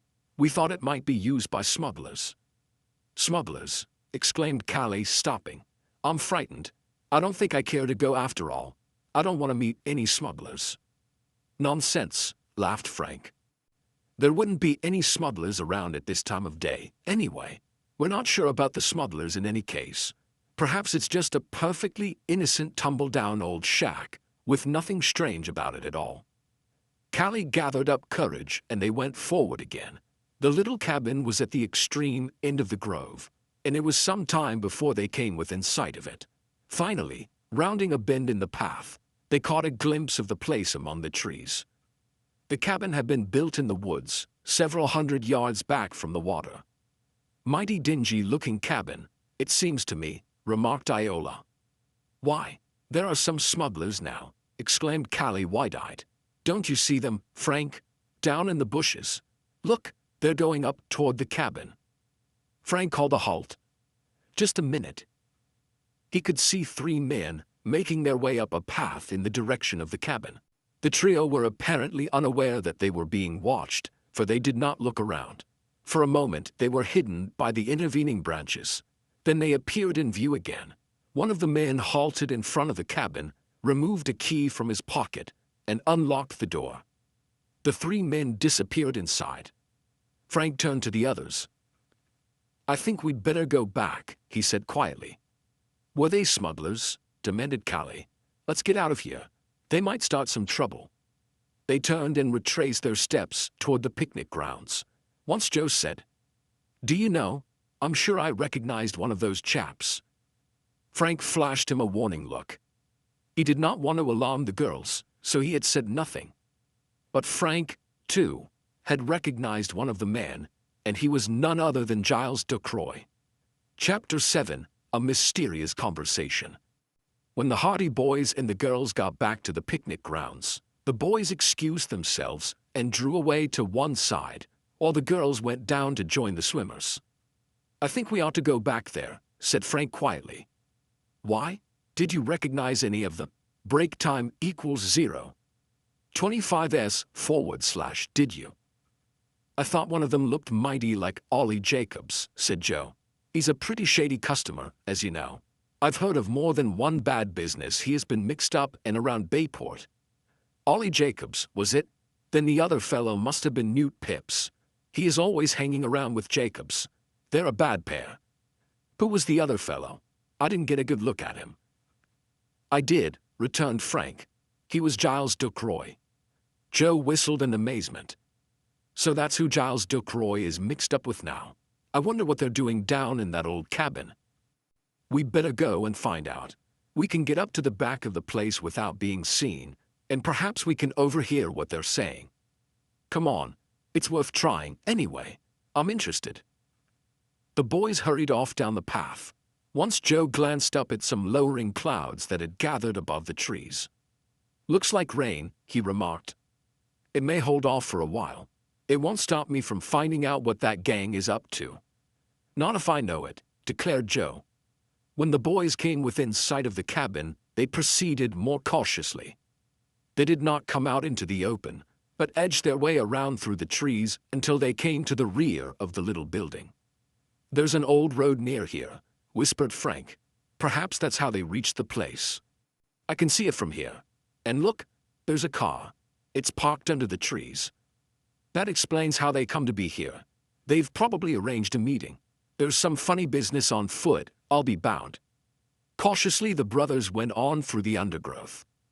It was fortunate that bushes grew within a few feet of the back of the cabin, so the boys were able to make their way near enough to overhear the conversation of anyone who might be within without danger of being seen themselves. As they pressed close against the logs of the cabin, they could hear a murmur of voices. They soon found a convenient chink in the logs where they could peep through. There, in the dimly lighted interior of the building, they saw Giles Ducroix, Ollie Jacobs, and Newt Pips seated about a rude table, with a bottle and glasses before them. I tell you, Ducroix was saying, I know what I'm talking about. I'm giving you fellows a chance that lots of other men would jump at. It sounds good, admitted Jacobs, a short, ill-favored man with squint eyes. But it's mighty risky. Nothing venture, nothing gain, said Ducroix, taking a swig from the bottle. That's true, said Newt Pips, but I'm not anxious to get a bullet through me. Bullets, nothing, scoffed Ducroix. We'll get away with this as smooth as silk. Maybe, demurred Jacobs. You say the money is sure to be there, all right. I know it will be there. I wouldn't tell you fellows about it if I wasn't sure. Newt Pips shrugged. Well, I'm as brave as the next man, he said, but this is a mighty big job. It's bigger than any I've ever tackled yet, and I can't say I like it. The bigger the job, the bigger the profit, remarked Ducroix. Yes, and the bigger the risks, too. Ollie Jacobs looked around uneasily. Don't talk so loud, he said. If anybody hears us, we're done for. Who could hear us? Demanded Ducroix, who was evidently half intoxicated. That's why I picked this cabin for a meeting place. There's nobody within miles. Oh, yes there is, Jacobs answered. A bunch of high school kids are having a picnic over in Beech Grove, and that's not very far from here. I thought I saw somebody over among the trees when we were coming in here, said Newt Pips. You did? Said Ducroix. Why didn't you speak up? I might have been mistaken. If you think there's anyone around, go and take a look around the cabin. A person would have to be mighty close to the place to hear us talking. Then, to the horror of the Hardy boys, Newt Pips got up from his chair, rather unsteadily. That ain't a bad idea, he remarked. I'll just do that. He moved over to the door, opened it, and stepped outside. Frank and Joe had no time to lose. They knew that in another moment Newt Pips might come walking around to the back of the cabin. They drew back quickly, yet cautiously, seeking the shelter of the undergrowth nearby. The bushes were small and afforded little cover, yet they did not dare move back farther for fear of being heard, so they crouched down as far as possible. They were not a second too soon. Scarcely had they flattened themselves in hiding than they heard heavy footfalls from the side of the cabin. They were so poorly hidden that they could plainly see Newt Pips as he came around the corner. But Pips had been drinking, and he had evidently little expectation of seeing anyone around. He did not search in their direction, but contented himself with a casual glance, then turned and went back again. Frank breathed a sigh of relief. That was close, he whispered. I'll say it was, affirmed Joe. The Hardy boys waited until they heard the cabin door slam again. Not until then did they emerge and creep forward to the rear of the cabin once more. Newt Pips was sitting down at the table. Satisfied? Asked Giles Ducroix curtly. There's no one around. Still you can't be too careful, said Pips. That's true, agreed Jacobs. Never know when somebody may be hanging around. Well, snapped Ducroix, I can't stay here all day. I've made a proposition to you men, and I want to know what you're going to do about it. Ollie Jacobs and Newt Pips looked at one another. What do you say, Ollie? I don't know. There's a lot of money in it for us, all right, and I could use some cash right now. I'm pretty near broke. Giles Ducroix leaned forward and pounded his fist on the table. There's $10,000 or more apiece in it for us, he declared. Where else could you make $10,000 as easily? I'd like to know. It's easy money, admitted Newt, but it's dangerous. And we might get shot, added Ollie. I'm taking that chance the same as you, Ducroix answered. Well, hurry up. I can't wait here all day. 10,000 looks mighty good to me, said Newt Pips, but I ain't anxious to get shot earning it, for then it wouldn't be any use to me. Same here, demurred Ollie Jacobs. Just then there was a low growl of thunder overhead. Raindrops began pattering on the cabin roof. Frank and Joe Hardy looked up and saw that the brooding storm was already breaking. It's starting to rain, said Ducroix. I want to get back to the city before the storm turns that road into a mud hole. Can't you make up your minds? I'll tell you what we'll do, said Ollie Jacobs, finishing the bottle. Newt and me ought to talk this over a little more. There's a lot of money in this job, but there's a lot of risk too, and I want to make sure it's safe. Of course it's safe, raged Ducroix.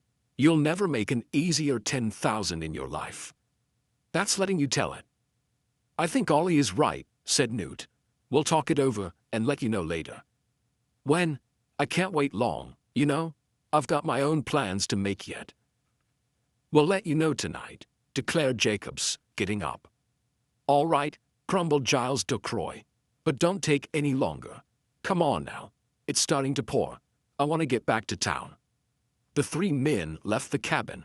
Rain was now falling on the roof in a steady downpour. The Hardy boys looked at one another, puzzled. I wonder what mischief those three are up to, said Frank, as the brothers hurried back into the shelter of the grove. Chapter 8, Puzzled. The clouds were black overhead, and the rain was pouring steadily as the Hardy boys hastened back up the path toward the picnic grounds. Once under the trees, they were partly sheltered from the rain, but in the open spaces they were thoroughly drenched. Thunder rolled continuously, lightning flashed, and the rain came in sheets. This since the picnic, panted Joe as they ran back. It sure does. Everybody will be soaked. The trees were threshing and sighing in the wind. There was a vivid flash of lightning followed immediately by a crash and a clap of thunder. Must have hit a tree, said Frank. When they came in sight of the picnic grounds, Frank saw that he had guessed correctly. Only a few yards away from the cookhouse, a great oak lay prone on the ground, a jagged fragment of the trunk sticking up out of the earth. The trunk had been sundered by the lightning, and the great tree had been struck to earth. Inside the cookhouse, the boys and girls of the graduating class were huddled together. Many of them were badly frightened, for the lightning flash had come unpleasantly close, and the falling tree had missed their refuge by a scant few feet. As Frank and Joe came racing across the sloppy ground, a cheer went up. Here they are. Here come the Hardy boys. At last. Where have you two been? Shouted Chet Morton, as they dashed up onto the veranda, their clothes dripping wet. We've been worried sick. Thought you'd got struck by lightning. Looks as if you people were nearer to being struck than we were, replied Frank, looking ruefully at his drenched garments. We've been awfully worried, said Callie Shaw, pressing forward. When the storm began, everybody gathered here except you and Joe, and we had no idea where you were. Oh, we were just exploring around, said Frank. No harm done, except that we're mighty wet. No harm done, exclaimed Iola Morton. How about our nice picnic? It's all spoiled now. Well, we were nearly ready to go home anyway, observed Chet. He turned to the Hardy boys. Well, you two chaps missed the best display of fireworks I've seen since last 4th of July. Looks as if you had a mighty narrow escape, said Joe. We certainly had. There was a flash of lightning that seemed to miss us all by about 2 inches, then the loudest crash of thunder I ever heard in my life, then a tearing and crackling, and we saw that big tree topple over. It seemed to be coming right down on top of the house, said Callie. We thought we were done for. If that tree had ever hit the roof, we would have been crushed to death, and that would have spoiled the picnic for sure, added Chet. The very real danger they had been in, and the storm had dampened the spirits of the graduating class, and when the rain finally began to die down, there was not a dissenting voice when Frank Hardy suggested that they make a dash for the cars. Hastily packing up the baskets, they left their refuge and ran across the grass to the cars parked out by the gate. Everyone found a place, and within a few minutes the picnic grounds were deserted. The lull in the storm had been only temporary. Rain came down in torrents before they had gone more than half a mile along the shore road, and some of those in open cars who had not taken the precaution of putting up the tops received a second drenching. Frank and Joe, in their roadster, accompanied by Callie Shaw and Iola Morton, were more fortunate, and they soon arrived on the outskirts of Bayport without mishap. The picnic party broke up without further ceremony, the cars scattering in various directions as the boys of the class drove the girls home. Frank and Joe drove Callie to her aunt's store in Bayport, and Iola decided that she would wait there for Chet, who was to drive her home that evening. In their wet clothes, the picnickers presented a sorry sight, but all in all they agreed that they had had a good time, which even the thunderstorm could not spoil. When Frank and Joe Hardy reached home and changed their clothes, their mother was sympathetic. "It's too bad," she said, as she prepared a hot supper for them. You had all been counting on that picnic. Well, we had half a picnic at any rate. We can be thankful for that much, Frank observed. And then, when their mother was in the kitchen, he added to his brother, I don't call the day wasted. You mean Ducroy? Yes. We learned that he's up to some funny business. I'd like to know what it's all about.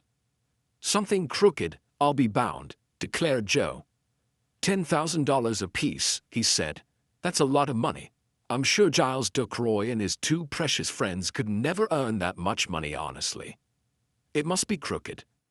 The big reason Ollie Jacobs and Newt Pips objected to the scheme was because there was danger in it, and they might be shot. Maybe they intend to rob a bank, ventured Frank. I wish we knew.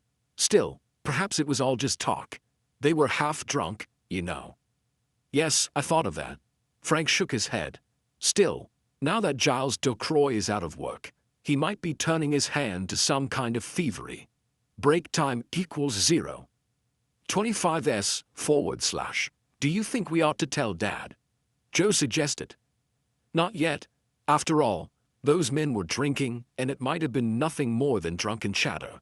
Perhaps Ducroy was only bragging and trying to make a big fellow of himself by telling them he could help them make so much money. We don't know what they were talking about in the first place. We'd just look foolish if we went to Dad with our story and nothing came of it. He couldn't do anything anyway, no more than we can. All we can do, said Frank, is to watch and wait. We'll watch, all right.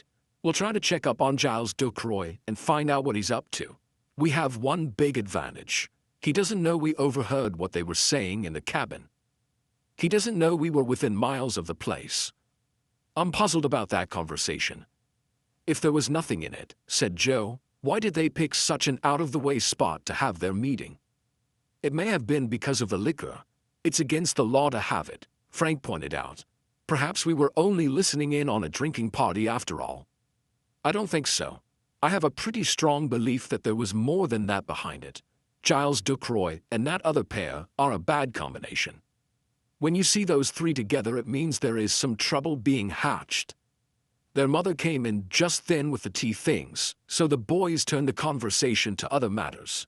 Mrs. Hardy wanted to know what was next on their program, now that school was over and the class picnic a thing of the past.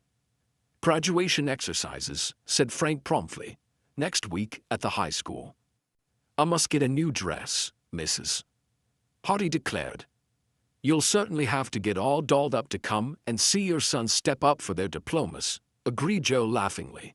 It only happens once in a lifetime, you know.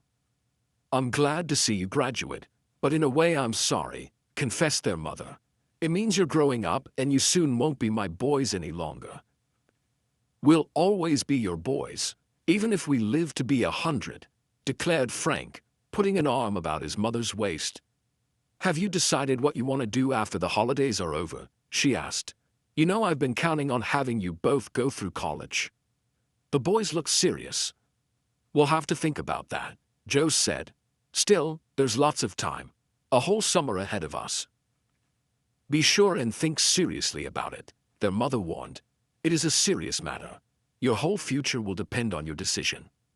Maybe by the end of the summer we'll feel different about going to college, said Frank. Just now I'm so glad to be out of school that I never want to see another study book again as long as I live. Me, too, declared Joe. Their mother smiled indulgently, and the matter of the boys' future plans rested at that. Chapter 9, Missing Mail. The night of the graduation exercises at the Bayport High School arrived, differing little from similar events in past years, but of profound importance to the members of the graduating class and their parents. Mr. and Mrs. Hardy were there, very proud of their two boys, and Mrs. Hardy beamed with pleasure when Frank and Joe, dressed in their finest clothes and looking very uncomfortable, stepped up to receive their diplomas. Chet Morton was so nervous and embarrassed that he stumbled on the way to the platform and ended by dropping the diploma when it was handed to him. All the girls looked their prettiest, the boys looked their handsomest. The principal of the school excelled himself in the speech he had made at every graduation for the past 15 years. Various prominent citizens expressed their pride in the young people, and Callie Shaw, as class valedictorian, won the hearts of all by her valedictory address. There were other numbers on the program, including a violin solo by Iola Morton, an exceedingly vigorous recitation by Biff Hooper, an accordion solo by Tony Prito, and, to cap it all, the antics of a burlesque orchestra organized by Chet. In this, Chet was in his element, wearing a fireman's hat and a huge false mustache. Frank and Joe Hardy, wearing stovepipe hats and red wigs, alternated at a bass drum. Jerry Gilroy, in a coat that reached to his heels, performed upon a saxophone that wouldn't work and from which Chet produced a string of sausage at the critical moment. Phil Cohen tortured a flute that was capable of but one note. The burlesque orchestra assaulted the ears of the audience for some time, with no music whatever, but with such earnestness that the hearers were doubled up with laughter. This was the high spot of the program, so far as the boys were concerned, and it ended the graduation exercises.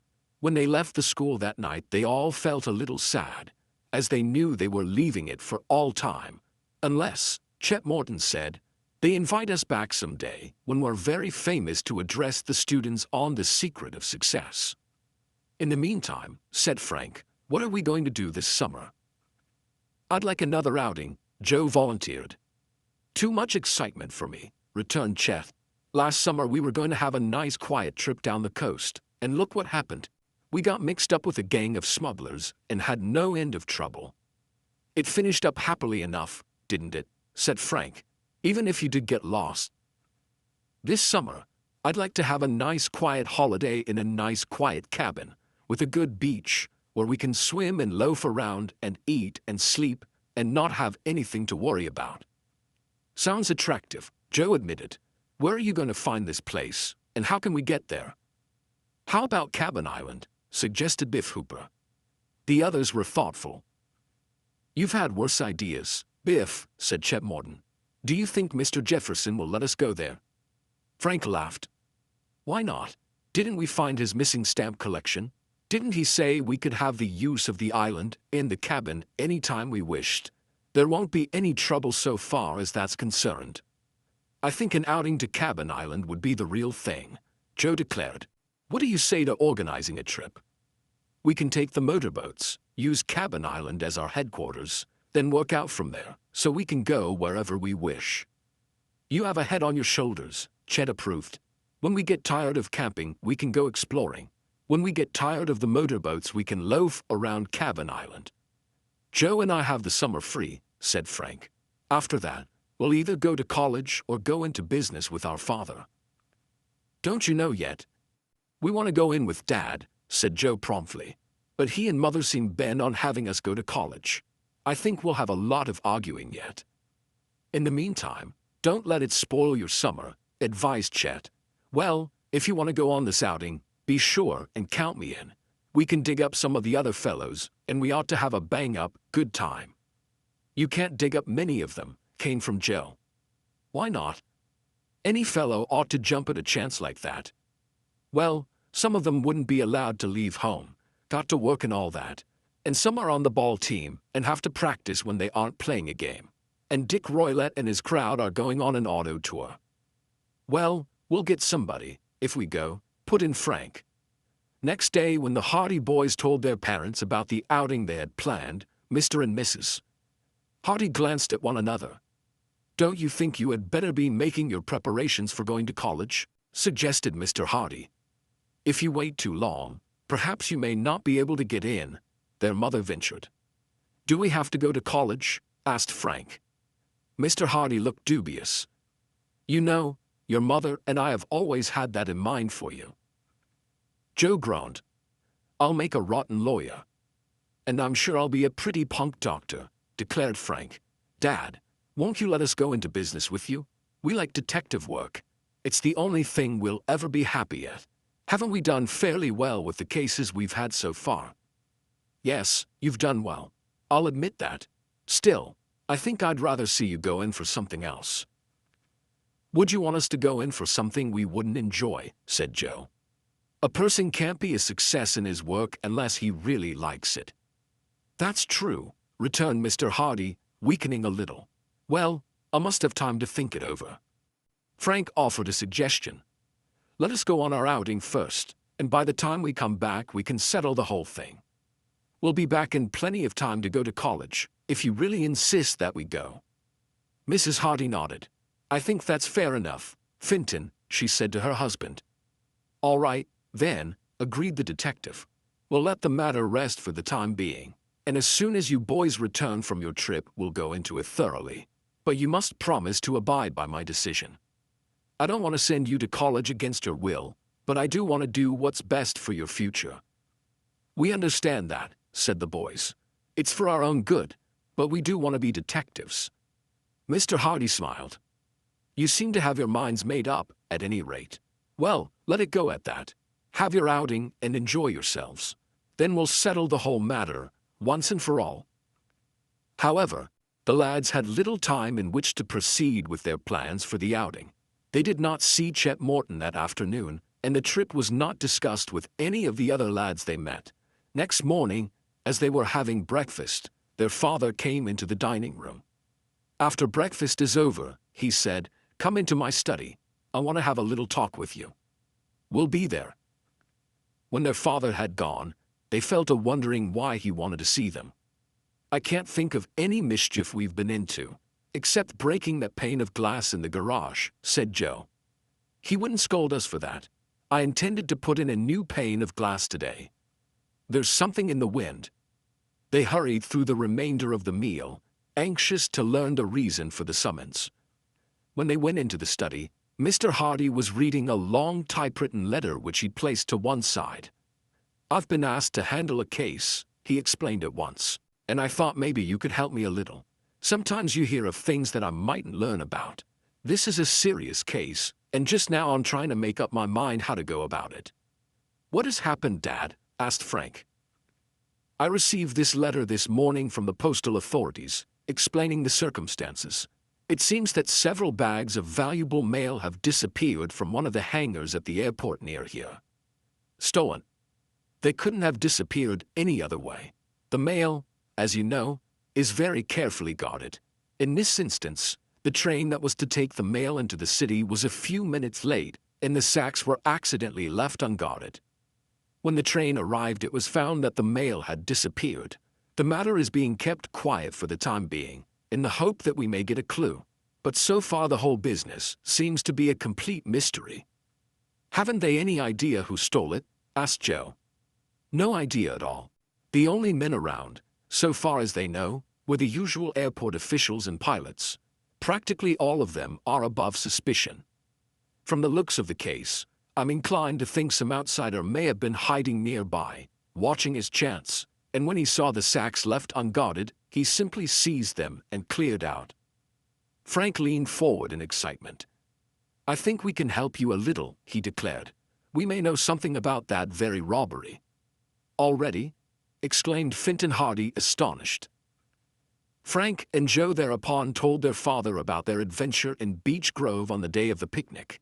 They told that they had seen Giles Delcroix and his two companions near the old cabin, how they had followed them in and listened to their conversation.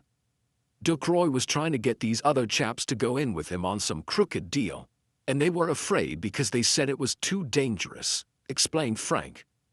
Delcroix told them they'd make $10,000 apiece out of it. Perhaps that was what he meant. He planned to steal some of the mail bags. Finton Hardy was interested. Certainly a suspicious conversation, he admitted.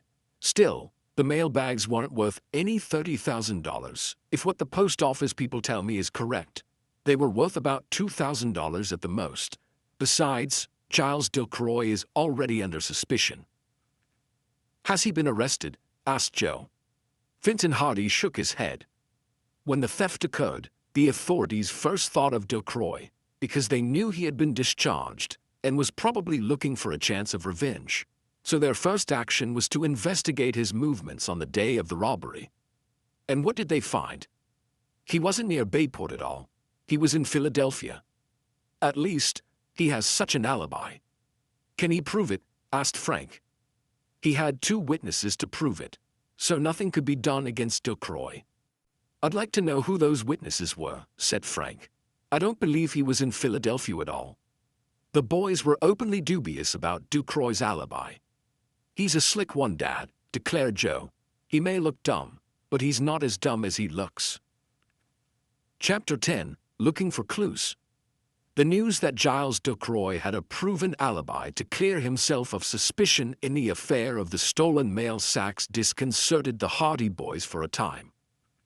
When their father told them about the robbery, their first thought was that Ducroix and his two companions were the guilty parties, for the theft seemed to be linked up in some manner with the conversation the lads had overheard in the cabin at Beech Grove. However, there now remained the fact that Ducroix had an alibi, and also the fact that the mail sacks were by no means worth the amount the former pilot had mentioned to his companions. "Just the same," declared Frank that afternoon, "I'm convinced that Ducroix had something to do with the affair, alibi or no alibi." "Perhaps the mail sacks weren't stolen by Ducroix," suggested Joe. "Perhaps he went to Philadelphia, so he would be able to prove an alibi, and left Newt Pipps and Ollie Jacobs to commit the actual robbery. It could have been worked that way. I'll tell you what we'll do, Joe. Let's take the roadster and drive back down to Beech Grove. I'd like to take another look at that cabin. Perhaps we'll find a few clues there that may help us." Joe was impressed by this suggestion, and in a short time the Hardy boys were speeding down the shore road in their car. When they reached the grove, they left the roadster and made their way through the woods down the path toward the little cabin. "We didn't have the opportunity to look through the place when we were here before," Frank pointed out. "They may have left something behind, a few notes or plans for instance, that will give us a better idea of what they were talking about. It's a mighty suspicious thing that a robbery should occur at the airport so soon after Giles Ducroix and his friends were talking about some crooked scheme." "That's the way I feel about it." The boys entered the cabin. The door was unlocked and the place was deserted. It was sparsely furnished with only a small wooden table, 2 broken chairs, and a few boxes. "Nothing much here," Frank remarked. "Still, it won't do any harm to look around carefully." Joe came upon an empty bottle over in a corner, perhaps the bottle from which the men had been drinking on the afternoon of the picnic. Frank's attention was attracted by a number of cigarette stubs on the table. "Sometimes a little thing like a cigarette turns out to be a mighty valuable clue," he observed, examining the stubs. Most of them were very short, but on one, a trifle longer than the rest, he found the letters R.E. The rest of the word had been obliterated with the burning of the cigarette. "I wonder what make of cigarettes they were smoking," he said. He searched the cabin thoroughly, and at last he found what he was looking for. Beneath one of the boxes he saw a crumpled paper package. He picked this up, unfolded it, and examined it carefully. The package had once held cigarettes, and across the front he saw the name, Red Ribbon Cigarettes. "Not much of a clue there," laughed Joe. "All gone up in smoke." "You never can tell," returned his brother, pocketing the package. "Better be careful. If Mother finds that package in your pocket, she'll think you've been smoking." "Mother knows us well enough to know we don't smoke," Frank said. "I have a hunch that this little package may come in handy someday." Although the boys searched the bare little cabin high and low, they found nothing else that might help them. Their search for clues appeared to have been a failure. Ducroix and his friends were too wise to leave any notes that might incriminate them. Joe said, as they went away, "I guess we'll have to tackle the case from another angle. Dad's handling it to the best of his ability, and I guess he will be in a position to get information that we'll never run across. All we can do is to keep our ears open, and, if we hear anything, let him know." The boys returned to Bayport, somewhat disappointed, but when they were near their home, they dismissed the mailbag mystery from their minds, for they met Chet Morton and Biff Hooper. "Just who we were looking for," exclaimed Chet. "We called at the house, but your mother said you had gone out." "What's up?" asked Joe. "Why, Biff and I thought it would be a fine afternoon to take a little boat trip. I thought we could go down to Cabin Island and see that everything is in shape. We can find out what we need to take down there for our outing. I know we left some kitchen dishes and other things there last winter, but they may be gone by now. We can look the place over and make a list of what we'll have to bring along." "You're going on the trip, aren't you?" asked Biff. "Sure, we're going." I guess it isn't too late in the day to go down to the island. Chet, come on with us, and we'll take the car back to the garage. The Hardy boys drove back to the house with the other lads, told their mother that they were going down to Cabin Island in the boat, and started off for the boathouse. The lads did not take any food with them, for the Hardy boys' motorboat, the Sleuth, was a speedy craft and was quite capable of taking them to Cabin Island and back by evening. It was a warm, sultry afternoon, and the lads were glad to be out on the cool bay, away from the sweltering heat of the city. It had been an unusually close day, and there had been occasional rumbles of distant thunder. "We're going to have a thunderstorm tonight, I'll bet," said Biff, as the boat nosed down the bay. "I don't think it'll break before we get back," said Frank. "It's a long way off yet." The Sleuth drummed along smoothly, and Joe lolled at the wheel. Once they left the narrow end of the bay upon which the city nestled in the glaring sunlight, there was a stiff breeze, vigorous and refreshing. "Oh boy," gloated Chet. "This is the life." "It sure is," the others agreed. By the time they came within sight of Cabin Island, leaving Bayport far behind, they could see rolling black clouds in the east, and the murmur of thunder had become more continuous. "We shan't be able to stay long, I'm afraid," remarked Frank. "That storm is coming up more quickly than I thought it would." "Oh, it's hours away yet," scoffed Chet. "You'll see." "Let's hope so. Anyway, we won't lose time. We'll just go up to the cabin and take a quick look around. I don't want to get caught out in a bad storm. The Sleuth is a good little boat, but the waves run mighty high in the open bay around here." Those who followed the adventures of the Hardy boys in the mystery of Cabin Island are aware that the island, which was owned by Elroy Jefferson, a wealthy antique dealer of Bayport, lay far down Barmet Bay in a little cove. There was a large cabin built by Mr. Jefferson, fully equipped and furnished, but not occupied by the owner because it had been built for the use of his wife and son. They had died, and the associations of the island had been so painful to him that he had never gone near the place again. However, grateful to the Hardy boys because they had recovered his stolen automobile, and because they had solved the mystery of a valuable stamp collection that had been purloined from him, he had turned over the key of the cabin to them with full permission to make use of the place on any of their outings. They ran the motorboat into the little boathouse and made it secure, then clambered up the familiar path toward the cabin. They had last been on the island in the winter time, when everything was blanketed with snow. Now it was doubly beautiful with its grassy, wooded slopes and its tall trees, among which the cabin stood. "Make it snappy," cautioned Frank. "That storm looks worse every minute." He opened the cabin door, and they stepped inside. The chimney, which had been damaged during a storm the previous winter, had been repaired by some workmen whom Elroy Jefferson had sent to the island, and the place had been thoroughly cleaned. Some new furniture had been installed, and on going to the kitchen the boys found a full supply of dishes, kettles, frying pans, cutlery, everything they could possibly need except provisions. "He must have expected us to come here during the summer," exclaimed Joe, in delight. "He certainly hasn't overlooked anything." "Mighty good of him, I'll say," Chet declared, and his sentiment was echoed by the others. "We have nothing to worry about in the way of kitchen equipment, at any rate. We'll need only blankets and grub. I think we'll have a fine outing here." Frank looked out the window. "Well, we found that we don't have to worry about the kitchen end of it. Now let's be going. The storm is right overhead." When the boys stepped outside again, all saw that Frank's desire for haste was well-founded.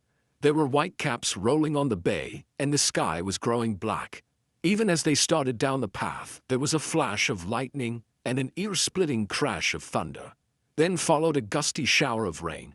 The trees were bending before the rising wind. "We'll never make it," shouted Frank. "No use trying to get back to Bayport now." "What'll we do?" asked Chet. "I guess we better go back to the cabin.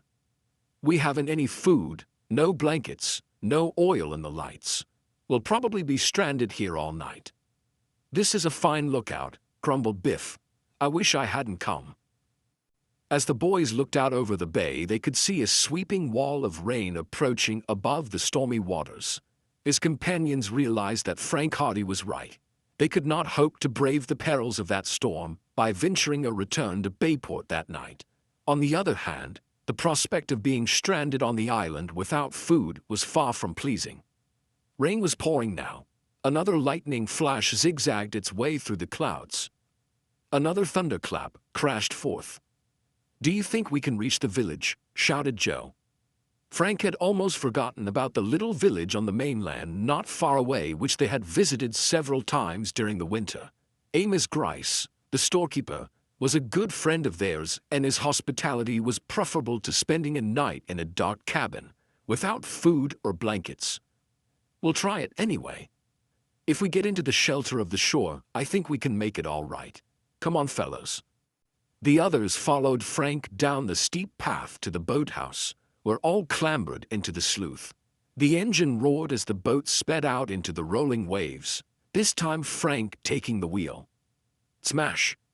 A great wave broke over the bow, drenching the boys to the skin. The full force of the wind caught them as they rounded the point of the island. They were plunging out into a raging waste of waters.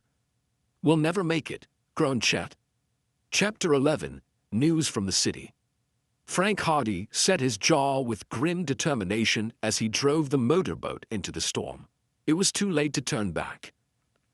The storm had swept up with such speed that Frank realized now that he had underestimated it. The wind was terrific and the waves were high. They battered against the staunch little boat, drenching the boys with flying spray. Frank headed toward the mainland, but then he saw that he could not hope to find shelter from the wind along the shore. The waves were rolling in and dashing against the rocks. The motorboat would have no chance there. It would be flung hither and thither and battered to pieces. "Nothing for it but to head right into the wind, I guess," he shouted, above the howl of the storm. The other boys were crouching in the bottom of the boat, out of the flying spray. The boat seemed to quiver with successive shocks as it bucked the waves. The rain was driving into their faces. Through the downpour, Frank could not even see the little village toward which they were bound. He wished they had remained on Cabin Island. The sloop, although small, was a strong and well-built craft. The engine throbbed faithfully. None of them dared think of the consequences should the engine fail. The bow of the craft cut through the rolling waves like a knife. Thunder rolled overhead. The sky was black. The boys could scarcely see the shore. Driving against the wind and the tide, the boat could make little speed, and headway seemed slight. Nevertheless, the sloop was edging slowly down the bay, coming ever closer to the little village. Frank peered through the raging storm, hoping to catch sight of the little huddle of houses on the shore. Lightning flared in the dark sky. Frank held the boat steadily into the wind. They were all drenched to the skin. Although no one said a word, Frank could see that the others were frightened. As a matter of fact, he was none too confident of the outcome himself. "It all depends on the engine," he muttered. "If that fails, we're done for." But the engine had been thoroughly overhauled just the previous week.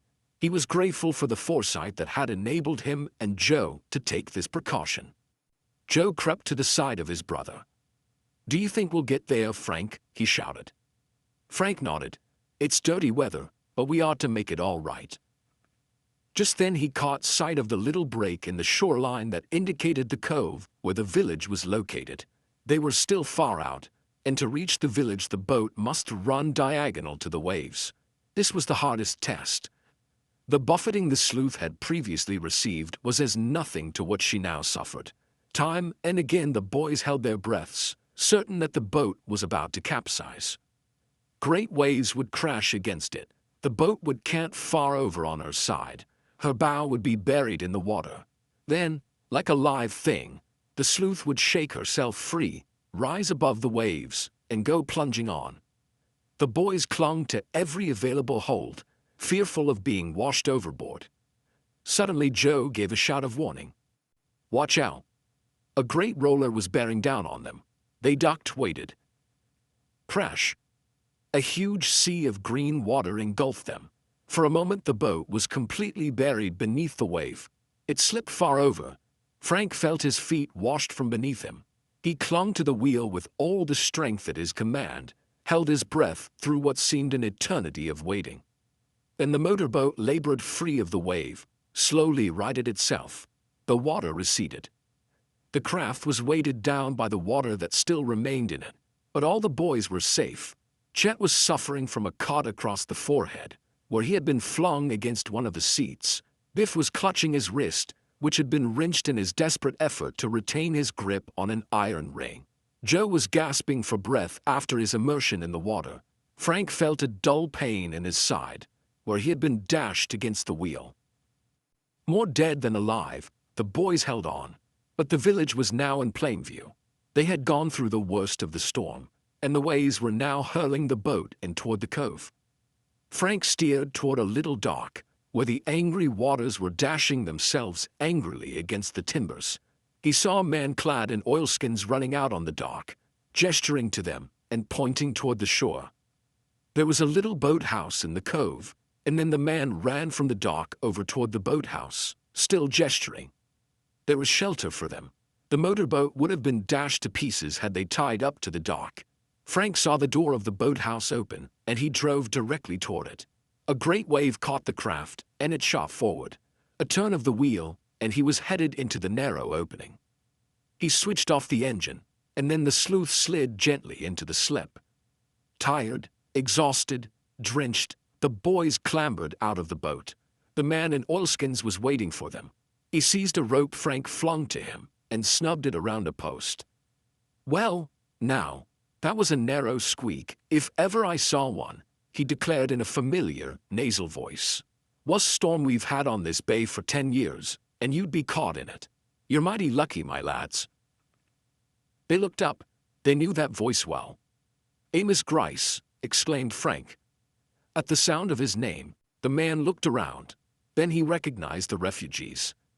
"Well, if it ain't the Hardy boys," he shouted in welcome. "And Chet and Biff." "You certainly did us a good turn that time," declared Joe. Amos Grice was soon shaking hands with them, asking a score of questions. How had they come to be out on the bay in the storm? Had they been at Cabin Island? Had they been frightened? How did the boat get half full of water? And so on and so forth. He was a kindly old man, this village storekeeper. He now led the way out of the boathouse. "Come up to the store," he said. "Come up and put on some dry clothes. You're soaked to the hide, all of you. Come up and tell me how it happened." "Nothing much to tell, Mr. Grice," explained Frank. "We were on Cabin Island this afternoon when we saw the storm coming up. We knew there was no chance of getting back to Bayport in time, so we thought we'd run over here. But the storm broke too suddenly for us." "It did break sudden," admitted the storekeeper. "It broke sudden and fierce. I've never seen a worse storm in 10 years. He took them up to the store, and in a warm kitchen at the back he bade them dry themselves by the fire while he hustled about and procured dry clothing. Amos Grice was a bachelor, and while his living quarters were crude, they were neat and comfortable. He was genuinely delighted to see the boys, and he soon busied himself at the stove preparing supper. After a hearty meal, the lads were feeling more comfortable, and their hazardous adventure on the bay did not seem quite so perilous as they looked back on it. "I guess we won't be able to get back to the city tonight," said Frank regretfully. Amos Grice snorted. "I wouldn't hear of it," he declared. "Couldn't think of it. Just suicide to try it. No, sir, you lads have got to spend the night with me, and glad I am to have you. It's seldom enough I have company here. As long as you have room for us." "Of course I have room for you. There's 2 big beds in the spare room, and you're more than welcome." A bell occasionally tinkled out in the store, and Amos Grice bustled away to wait on a customer. However, there were few people in the little village, and the night was so wild and stormy that nearly everyone was staying indoors, so the interruptions were few. They chatted with the old man all that evening, sitting by the fire, and eventually he showed them to a big room where the beds were already made. "Now," he said, "sleep as long as you wish, and I'll have some breakfast for you in the morning. No doubt your parents is worrying about you, and I'd phone him if I could, to let him know you're all safe and sound. But the telephone wires is down somewhere along the line. They'll likely be fixed by morning. Dad and Mother will certainly be worrying about us, said Joe. Can't be helped, returned Amos philosophically. They'll feel all the better when they know you're safe. The boys were tired, and they fell asleep quickly. In the morning, when they awakened, the sun was shining in the window. The storm was over. Out in the kitchen, a fire crackled in the stove, and they could hear Amos Grice moving about. There was a savory aroma of bacon and eggs and coffee. He's certainly a good scout, declared Chet, as they dressed. Can't be beat, agreed Biff. When the boys were washed and dressed, they went out into the kitchen. Sleep well? Inquired Amos. You bet. That's good. Breakfast is ready. Pull your chairs up to the table and get on the outside of some bacon and eggs. There's plenty, so don't be afeard to ask for second helpings. Is the telephone working, Mr. Grice? Asked Frank. I'd like to call them up at home if I can. Yep, the phone is working again, the storekeeper assured them. I know, because I was calling the operator this morning. Big doings in Bayport last night. What was that? Asked Joe, interested. Big robbery at the airport.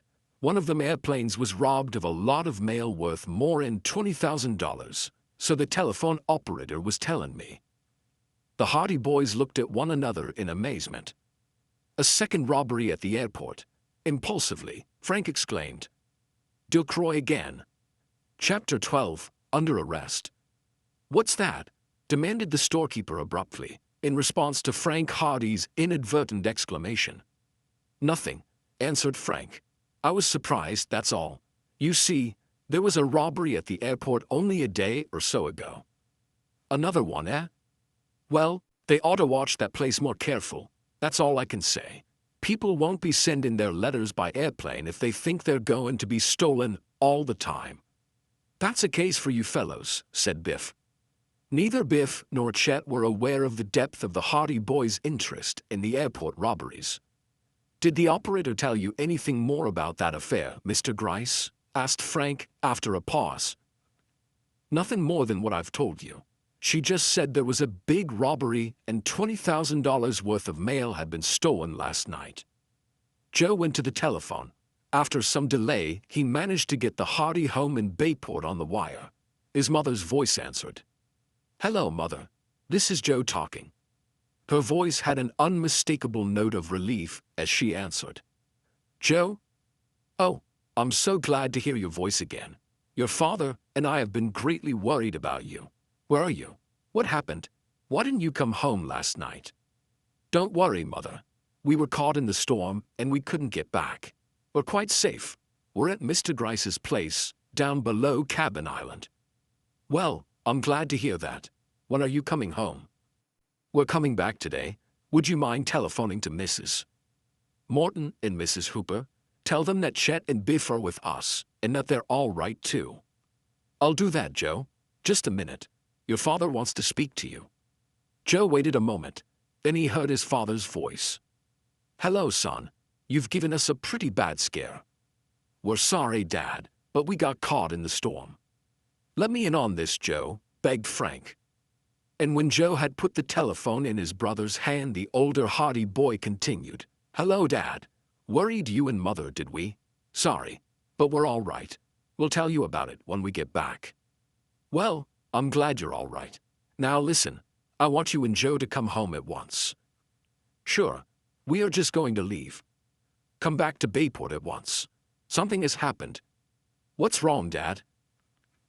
I'll tell you when you reach here, but don't lose any time. Is it about the airport robbery? Asked Frank. How did you know there was a robbery at the airport? Demanded his father in an anxious tone. We heard it this morning through Mr. Grice. Well, it's connected with the robbery, but it's a little worse than that. Come right home, mind now. All right, Dad. We'll leave right away. Frank hung up the receiver and turned to the others. He was puzzled. I guess we can't hang around here this morning. Dad wants us back right away. He seems awfully anxious. Anything wrong at home? Asked Joe quickly. Mother didn't say so. Everything's all right there, I guess. But Dad has something on his mind. He said he'd explain it when we got home. Shucks, grumbled Amos Grice. And I counted on talking you lads out fishing this morning. I guess we'll have to call it off, Mr. Grice. Some other time, perhaps. Chet Morton sighed and ate another slice of bacon. I guess we'll all catch it when we get home. Was your dad sore, Frank? No, he didn't seem angry. I can't imagine what's wrong. Well, I guess we'll have to bail out the boat right after breakfast and start for home. After they had eaten, Amos Grice helped them bail out the motorboat. It had stood the storm well, in spite of the terrific battering it had received. The old storekeeper was disappointed because his young guests could not remain with him longer, and when they thanked him heartily for his kindness, he waved their gratitude aside. A pleasure, he told them. I'm always glad to see you. Anytime you're down this way, be sure and drop in. We'll pick better weather next time, Mr. Grice, laughed Chet. In fair weather or foul, you're always welcome. They got into the boat and started off. The storekeeper stood on the dock and waved to them as they departed. Then he turned and walked slowly up toward his store. Joe came up and sat beside Frank, who was at the wheel. What do you think has happened, Frank? I can't imagine. It has something to do with the robbery last night, I'm sure. But why should Dad want us back right away? Joe insisted. Frank shrugged. It beats me. Perhaps he has some work for us to do, helping him trace the thieves. Maybe that's it. I sure hope so. Frank was silent for a while. Then he said, I wonder if Giles Ducroix and his friends will have an alibi this time. It will have to be a mighty good one. Just think of it. 2 mail thefts in a row. Whoever did last night's job must know the run of the airport pretty well. Whoever committed the first robbery knew the lay of the land too. If we solve the first one, we've solved them both. We? Said Joe. I don't think we'll have much chance to solve it. This is Dad's case. I'll bet it won't take him very long to clear it up, either. But, with all their conjectures, the Hardy boys had no suspicion of the real reason for their summons back to Bayport. Had they known what had caused that note of urgency and anxiety in their father's voice, they would have been dumbfounded. A stunning surprise awaited them. They passed Cabin Island and headed out of the cove into the open bay. The water was still rough from yesterday's storm, but there was little wind. After a while, the city came in sight far in the distance, shining in the sunlight, beneath a pall of smoke from the factory chimneys. It was a few minutes before 12 o'clock when the boys finally arrived at Bayport and ran the sleuth into the boathouse. To their surprise, they saw that a man was lounging in the doorway. He was a big man, with a fat, stolid face, and he was chewing at an unlighted cigar, his thumbs in his vest pockets. Good morning, boys, he rumbled. They recognized him as Detective Smuff of the Bayport Police Department, a worthy, if unintelligent officer. Frank could not imagine why Smuff should be in the boathouse, apparently waiting for them, but he grinned amiably at the detective. Hello, Mr. Smuff. It is an unexpected surprise to find you here. Smuff nodded pretendously.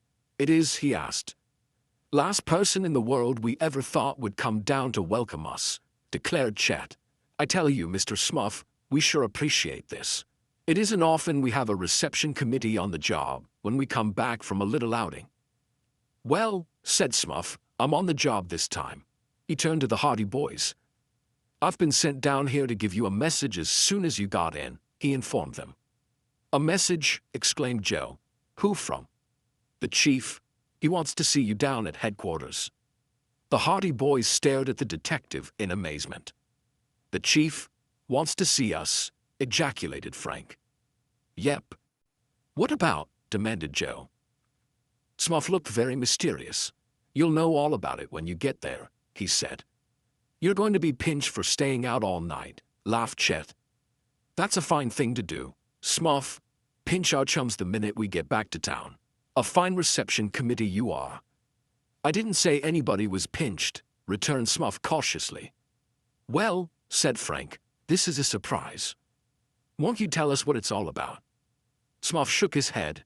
My orders, he explained, was to come down here and wait for you, and to tell you to come up and see the chief right away. Why not let us wait until after lunch? We want to go home and eat and change our clothes."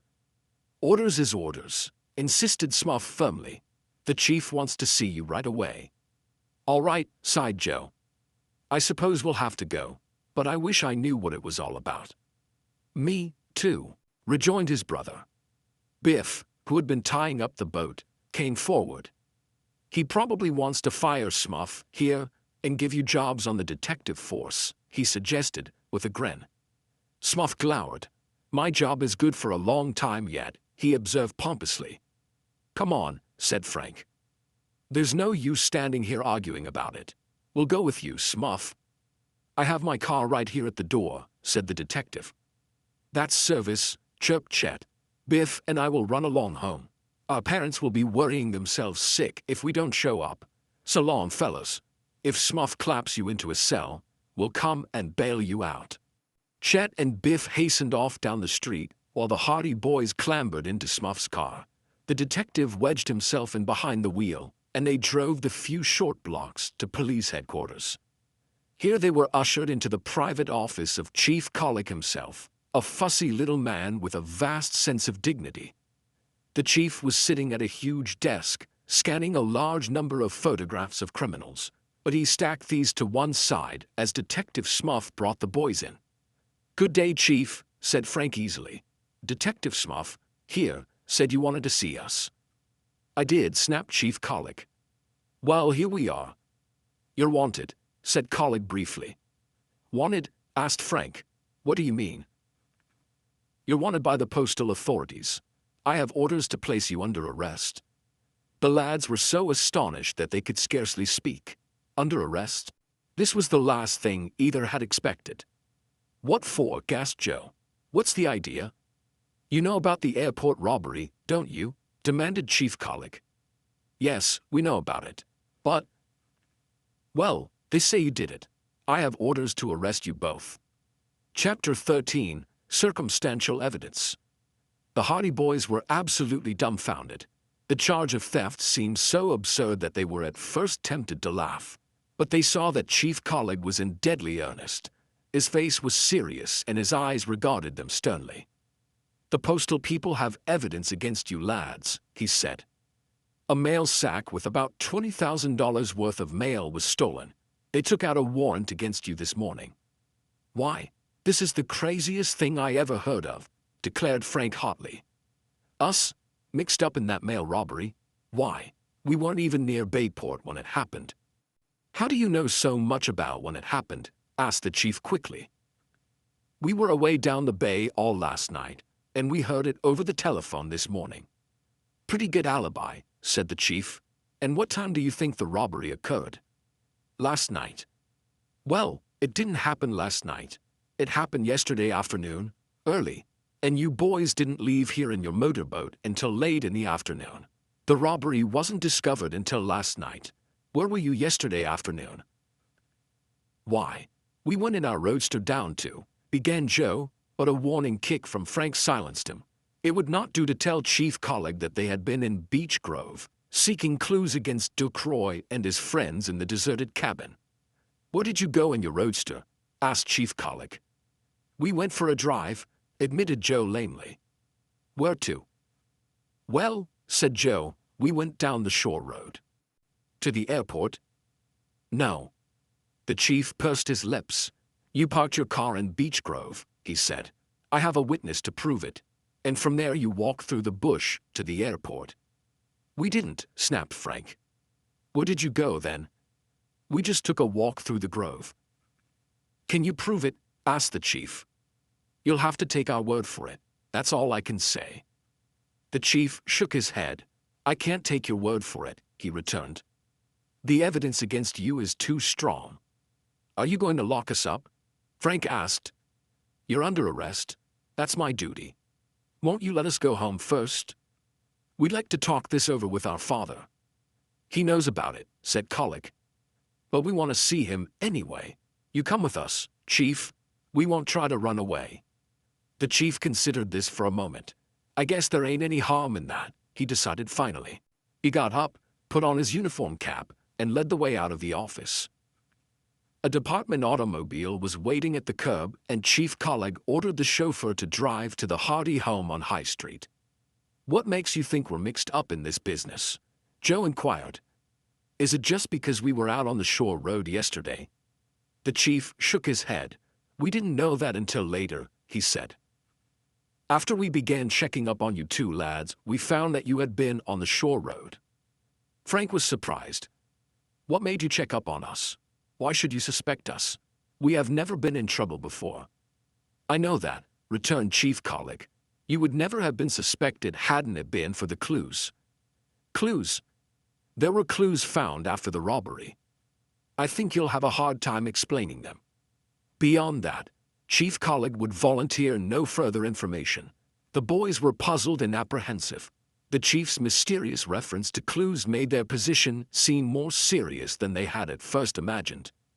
Conscious though they were of their own innocence, they realized that their visit to Beech Grove made it almost impossible for them to prove an alibi, and they readily saw that they might find themselves in a bad plight. At the Hardy home, they found Finton Hardy awaiting them. Mrs. Hardy seemed anxious and frightened, particularly when she saw Chief Colleague, but her husband managed to allay her fears. "It's all a bad mistake, Laura," he assured her. "The boys have done nothing wrong. We'll go into the matter thoroughly and see where the trouble lies." He ushered Chief Colleague and his sons into the study, then closed the door. "Well, Chief," said the great detective easily, "this seems to be a bad mix-up. I didn't meet the boys when they arrived this morning because I knew you wanted to have a talk with them, and I didn't wish to interfere. How do things stand now?" "They're under arrest," returned Colleague. "They wanted me to bring them home so they could see you, and I consented." "Under arrest, are they? Well, that's bad. I thought they would be able to prove an alibi." "They can't," said the chief. "It isn't my doing, Mr. Hardy. The post office people took out this warrant, and if I didn't arrest them, somebody else would." "I quite understand that, Chief." Mr. Hardy turned to his sons. "Well, boys, this looks pretty bad. What have you to say?" "It's a big surprise to us, Dad," said Frank. "The first we heard of the robbery was over the telephone this morning. We don't know anything more about it than that. I think you know well enough that we're innocent." Mr. Hardy nodded. "I'm quite sure of that. The fact is, however, that there is some damaging evidence against you. It will have to be explained. When were you at the airport last?" "We've never been at the airport, Dad." "You've never been there at any time?" "No," said Frank. "We started out to visit the airport one day, but that was the time Giles Ducroix's plane crashed when we were still some distance away. We turned back and returned to town." "Where were you yesterday afternoon?" "We took the car and went for a drive out the shore road to Beech Grove." "Did anyone see you? Can anyone prove it?" inquired Mr. Hardy eagerly. Frank shook his head. "No one saw us, so far as I know. You'll just have to take our word for it." "That's quite enough for me," admitted Mr. Hardy. "But the police require something more substantial than that." "What's all this about clues?" demanded Joe. "Chief Colleague says they found some clues at the airport that seemed to connect us with the robbery." "What were they?" "We found a sweater, for one thing," declared Chief Colleague. "It was a blue sweater with white trimmings." "I had a blue sweater with white trimmings," said Frank promptly. "Where is it now?" asked the chief. "I lost it." Chief Colleague nodded grimly. "You lost it at the airport. That's where it was found." "My sweater? Found at the airport?" exclaimed Frank, dumbfounded. "There are plenty of blue sweaters like Frank's," scoffed Joe. "How do you know it was his?" "Because," returned the chief, "his name was in it. It was on a tag inside the collar." Frank was silent for a moment. He realized how damaging the discovery of the sweater might be. "I did have a tag with my name on it, stitched inside the collar of my sweater," he admitted. "I guess it must be mine, all right. But I didn't leave it there. I lost the sweater more than a week ago. I left it out in the barn one night, and I haven't seen it since." "Well," said Chief Colleague, "the sweater has been found. It was lying in the airport, in a place where the thieves lay in hiding until the mail bags were left unguarded." "Anyone could have put the sweater there," declared Mr. Hardy. The person who took Frank's sweater from the barn could have done that. We have more evidence than that, insisted the chief. He turned to Joe. Let me see the soles of your shoes. Mystified, Joe elevated his feet. The chief looked at the soles, then referred to a paper which he removed from his pocket. You'll find it hard to explain that, he said, and placed the paper on Finton Hardy's desk. Joe's shoes had been bought at an exclusive sporting goods store in Bayport just a few days previously. They were new and of an original design. The rubber soles were stamped in a peculiar manner. Probably no more than a few pairs had been sold since the shipment arrived. The paper which Chief Collig produced had a penciled drawing which corresponded to the stamped design on the soles of Joe's shoes. That drawing, explained the chief, was made from the footprints found at the scene of the robbery. What size of shoe do you wear? Size 6, returned Joe. These footprints were made by a size 6 shoe. I went to the shoe dealers in town, and I found that only one merchant handles shoes of that type. He says they are a new kind of shoe and that he has sold only one pair of 6s since they arrived. And he sold that pair to you. How do you explain that? I didn't leave the footprints there, insisted Joe doggedly. Someone else must have a pair of those shoes, same size as mine. You are wearing the only pair of those shoes ever sold in Bayport, declared Chief Collig. The footprints were found at the airport in the mud, and there's something else. He took an object from his pocket and held it out in the palm of his hand. Do you recognize that? My knife, exclaimed Frank. You admit it, eh? The chief grunted with satisfaction. You see the initials on it. J.H. to F.H. Joe gave it to me for Christmas, and he had the initials engraved on it. I suppose, sneered the chief, you lost the knife at the same time you lost your sweater? To tell the truth, I did. Finton Hardy was pale and distressed. This looks very bad, he said to his sons. Have you any idea how the sweater and the knife came to be there, Frank?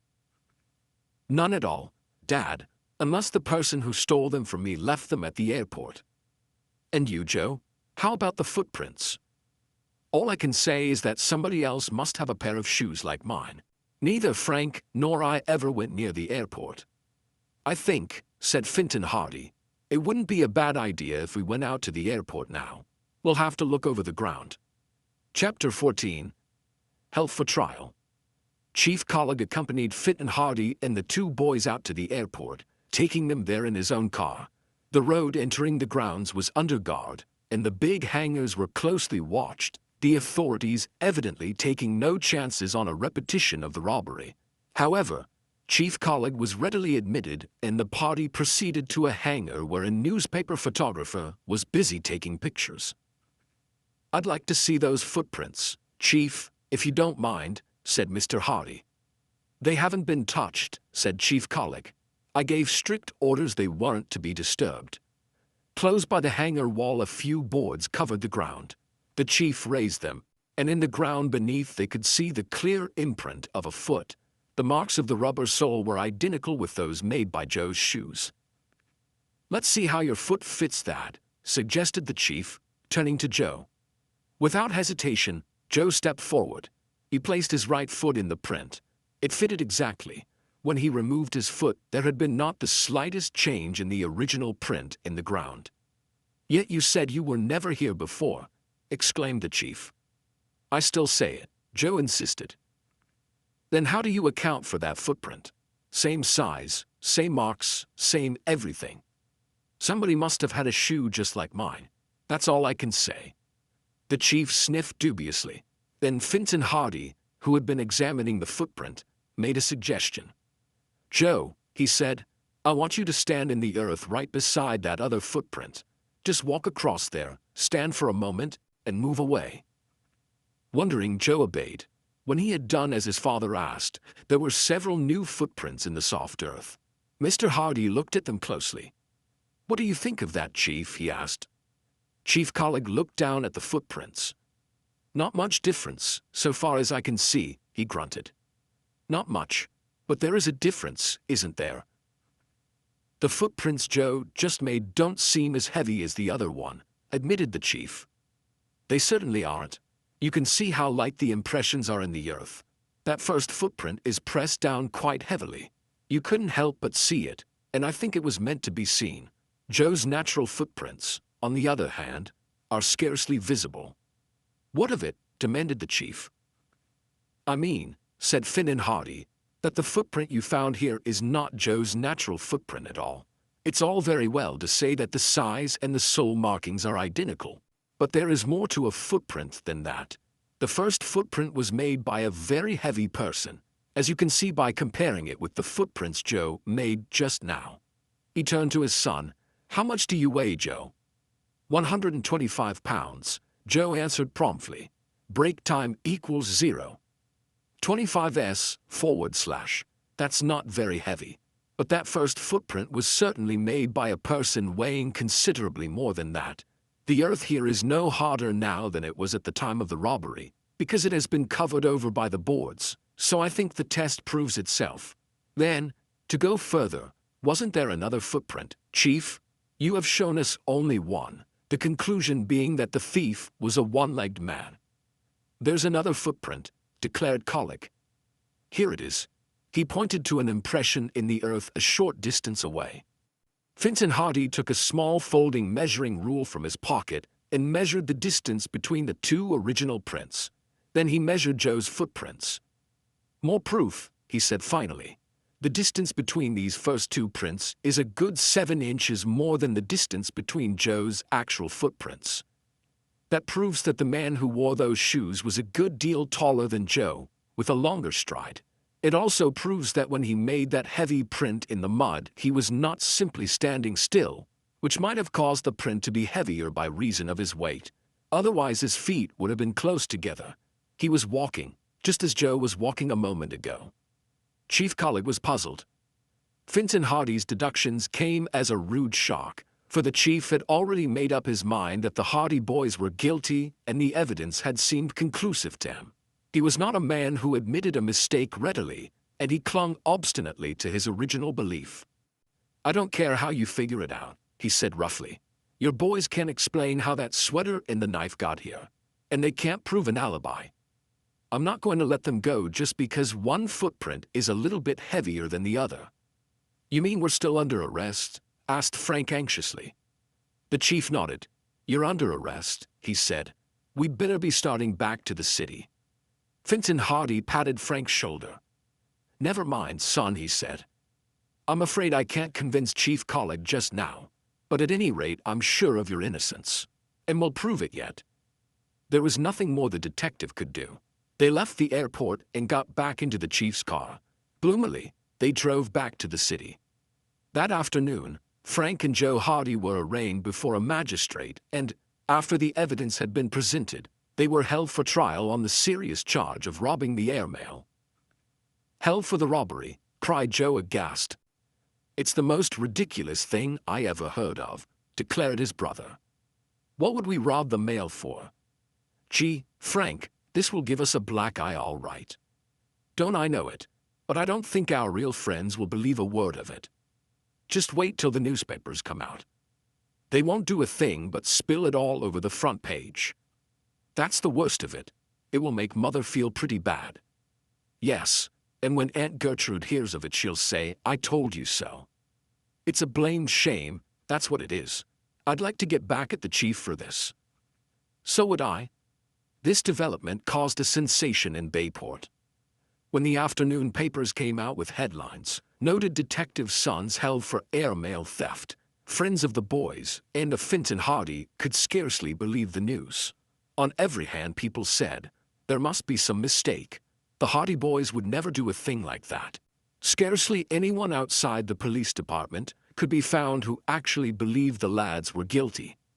Nevertheless, this did not make the situation any easier for Frank and Joe Hardy. They were in jail, and the prospect of release seemed remote, because bail had been set in the heavy sum of $50,000. Finton Hardy was not at all rich, and although he would have placed his entire fortune at the disposal of his sons, he was finding it difficult, if not impossible, to raise the big sum required for bail. He called on the boys late that afternoon and visited them in their cell. ruefully confessing that he had been unable to raise the money. "I'm sorry, boys," he said. "I hate to see you stay here in jail, particularly when I'm sure you're innocent. But you won't be here long. I'll do my best to borrow the money tomorrow." "Don't worry about us, Dad," urged Frank. $50,000 is a lot of money. "Mighty slim evidence they're holding us on," complained Joe. "If they would only bring us to trial right away, we'd be acquitted sure." Just then they heard a disturbance in the corridor. Two men were arguing with one of the guards. "But I tell you, we must see them right away," demanded a familiar voice. "It's an outrage. A scandal." "You've got to have a permit from the chief," expostulated the guard. "Permit? Bah, here's your permit. Now can we get past?" "Heard Applegate," exclaimed Frank in astonishment. Two elderly men came hastening down the corridor toward the cell, a guard following close behind.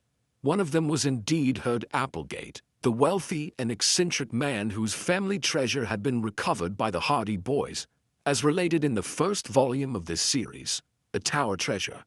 The other man was none other than Elroy Jefferson, the owner of Cabin Island.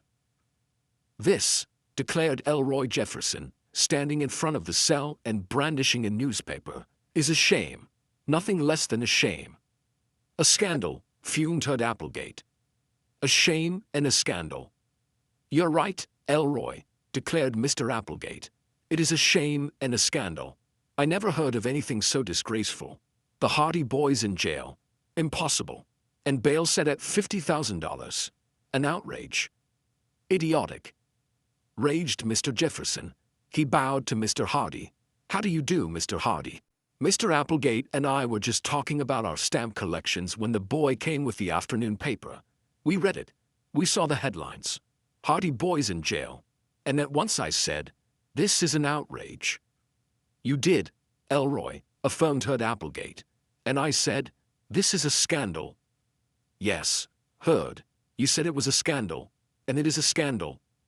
So we put on our hats and came down here immediately." "It's mighty good of you to visit us." "You are," began Frank, when Elroy Jefferson interrupted him impatiently. "Good of us to visit you," he stormed. "Do you think we came down here just to visit you? Do you think we're going to let the Hardy Boys stay in jail? Are we going to let them stay in jail, Heard?" "We are not," said Mr. Applegate firmly. Elroy Jefferson drew two slips of paper from his pocket. "When we read in the paper that bail had been set in the outrageous amount of $50,000, what did I do, Heard?" "You wrote a check," said Mr. Applegate. "I wrote a check for $25,000. And what did you do, Heard?" "I wrote one too. I insisted on it." "You insisted on it? You wouldn't let me go bail for the boys myself. The sentiment does you credit, Heard, but I would gladly have gone bail for the full amount." Frank and Joe sprang to their feet. "We can't let you do that," exclaimed Frank. "That is awfully good of you." "Good of us," snorted Mr. Jefferson. "Do you hear that, Heard? They say it's good of us, after what they've done for us." "It's a pleasure," declared Heard Applegate. "And now," concluded Mr. Jefferson grandly, "if you will come with us, we'll go upstairs and turn over these checks as bail. The idea. The Hardy Boys in jail. Most senseless thing I ever heard of. Why didn't you call me up on the telephone? I would have been down here inside 5 minutes." "Me too," chimed in Heard Applegate. "I would have made it in 3 minutes, because I live closer." "Come along," said Elroy Jefferson. "Let's all get out of here." The two old gentlemen, fuming, led the way down the corridor, Elroy Jefferson waving the two checks that were to gain the Hardy Boys their release. Chapter 15. On the Trail of Ollie Jacobs. Thanks to the generosity of Elroy Jefferson and Heard Applegate, the Hardy Boys were quickly released on bail. The two old stamp collectors scoffed when the lads sought to thank them. "We're not giving away $50,000, declared Heard Applegate. "We know you won't run away, and we know that when your case comes to trial you'll be able to prove your innocence. So why should we let you stay in jail when you don't deserve it? Especially after what you did for us in the past," said Mr. Jefferson. "We're glad we can return the favor." That night, at home, the boys discussed the case with their father. Owing to the arrest of his sons, Finton Hardy had been told by the authorities that his services in the airport mystery would no longer be required.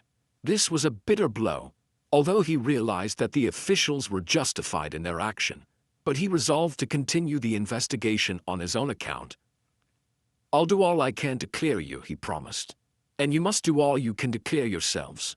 As it stands, they haven't a very strong case against you, but it's strong enough to be unpleasant. Our big chance lies in capturing the real robbers."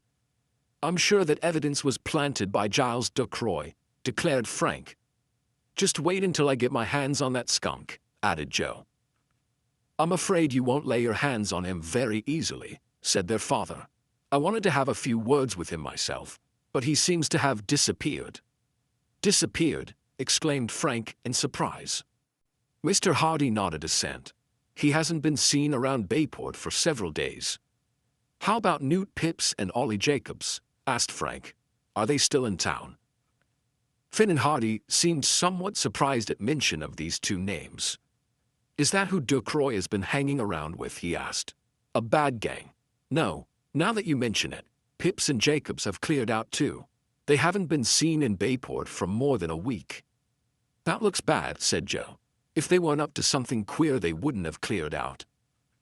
"I'll tell you where you may be able to find that pair," said Mr. Hardy. "Do you know the Raven Roadhouse out on the Claymore Road?" "I've heard of the place," admitted Frank.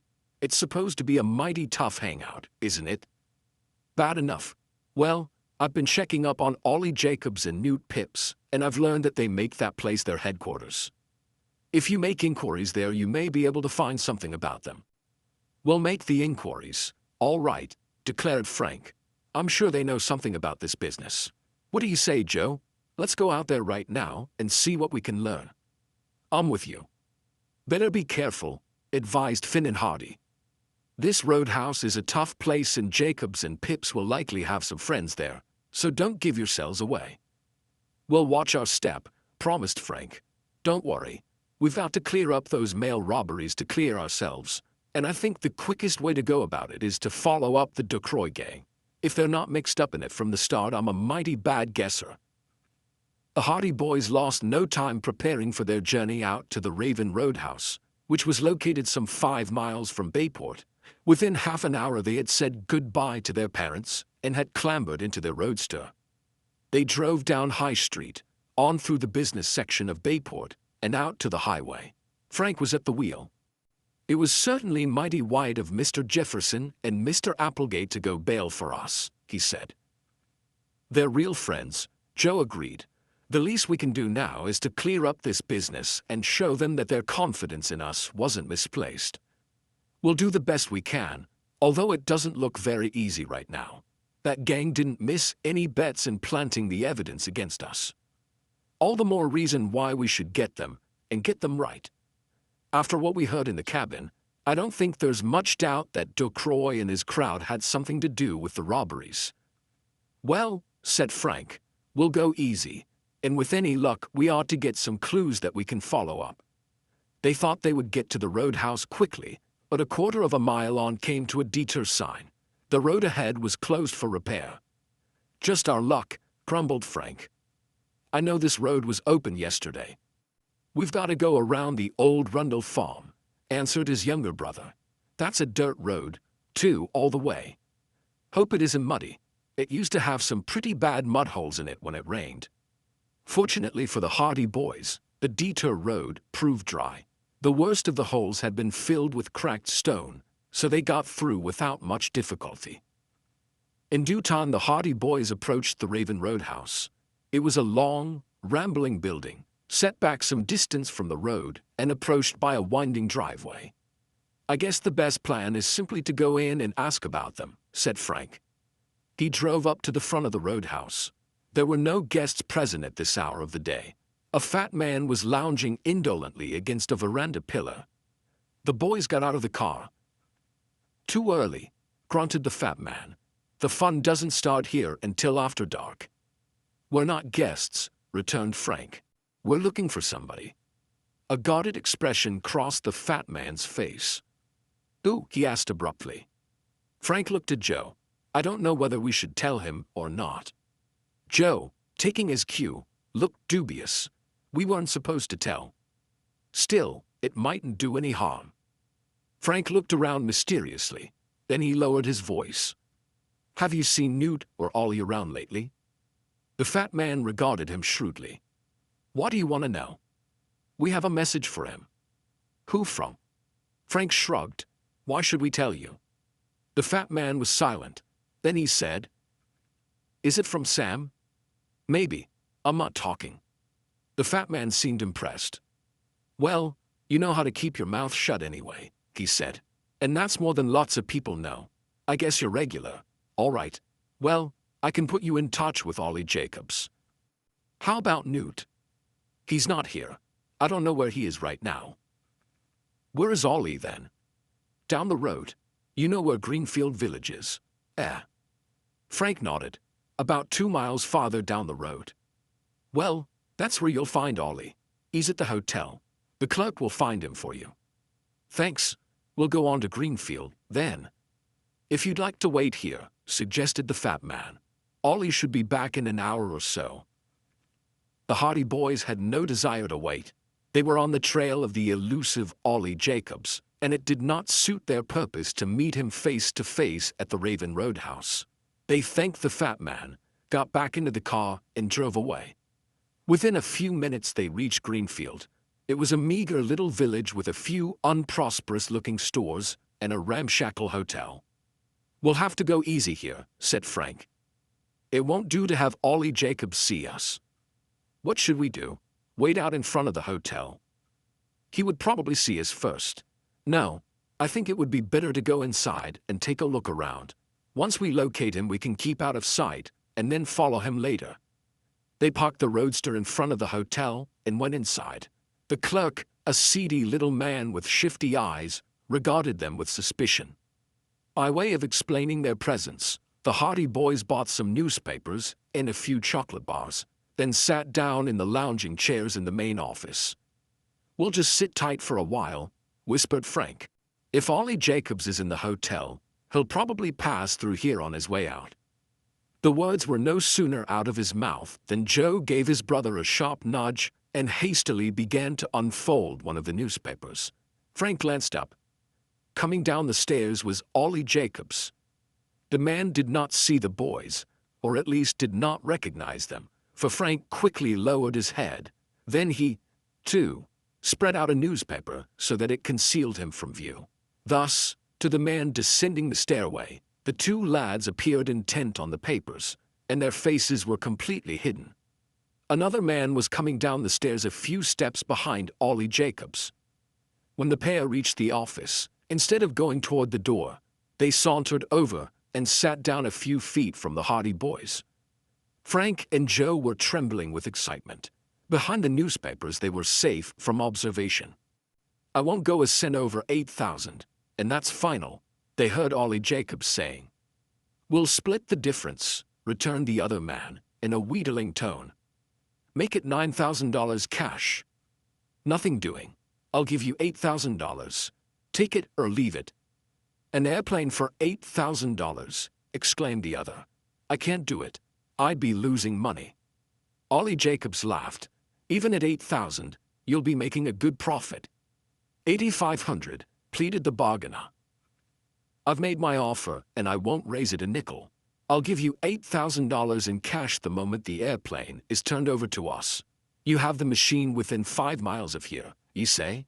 Well, I can have the money within half an hour, and we'll close the deal. So make up your mind, for I can't be wasting time. If I can't buy your airplane, I can easily find another one. Ollie Jacobs got up from his chair. The other man rose quickly and seized him by the arm. All right, he said hastily. It's just downright robbery, but I'll sell you the plane for $8,000. I won't be making a cent. That's your lookout, returned Jacobs coolly. You don't have to sell it. I'll have the plane ready for you at my farm. As soon as you turn over the money, the machine is yours. The money will be in your hands within half an hour. Are you going to the farm now? Said Jacobs. I'll go there right away and get the plane in shape. Be sure you have the tanks full of gas. I want everything to be in perfect running order. That's the only condition of sale. I want the plane to be in readiness. You can step right in it and start flying the minute you buy it, insisted the other man. And you're getting a bargain, let me tell you. There isn't a better machine on the market. If you bought that plane from the factory, it would cost you $15,000 or $20,000. A new plane would cost that much. Yours isn't worth $5,000. It's an old crate, almost falling to pieces. You've been flying it for more than 4 years now. Well, the deal is made. You go to the farm and get the machine ready. I'll be over to take possession in half an hour. The two men went out the door and descended the steps. Apparently, Ollie Jacobs did not notice the roadster belonging to the Hardy boys, for, after halting for a moment on the sidewalk, he strode briskly down the street in a direction opposite to that taken by his companion. Frank lowered his newspaper and looked at Joe. "What do you make of that?" he demanded. "Ollie Jacobs buying an airplane. That fellow never had $8,000 of his own in all his life." "He seems to have it now," said Frank. "There's something in the wind. I think we'd better follow him." They sprang to their feet. "There's no time to lose," Frank agreed. "I'd like to know what Ollie Jacobs is planning to do with that plane." Chapter 16, Mysterious Plans. When the Hardy boys left the hotel, they saw Ollie Jacobs about a block away, walking quickly down the street toward the outskirts of the village. As unobtrusively as possible, they followed him.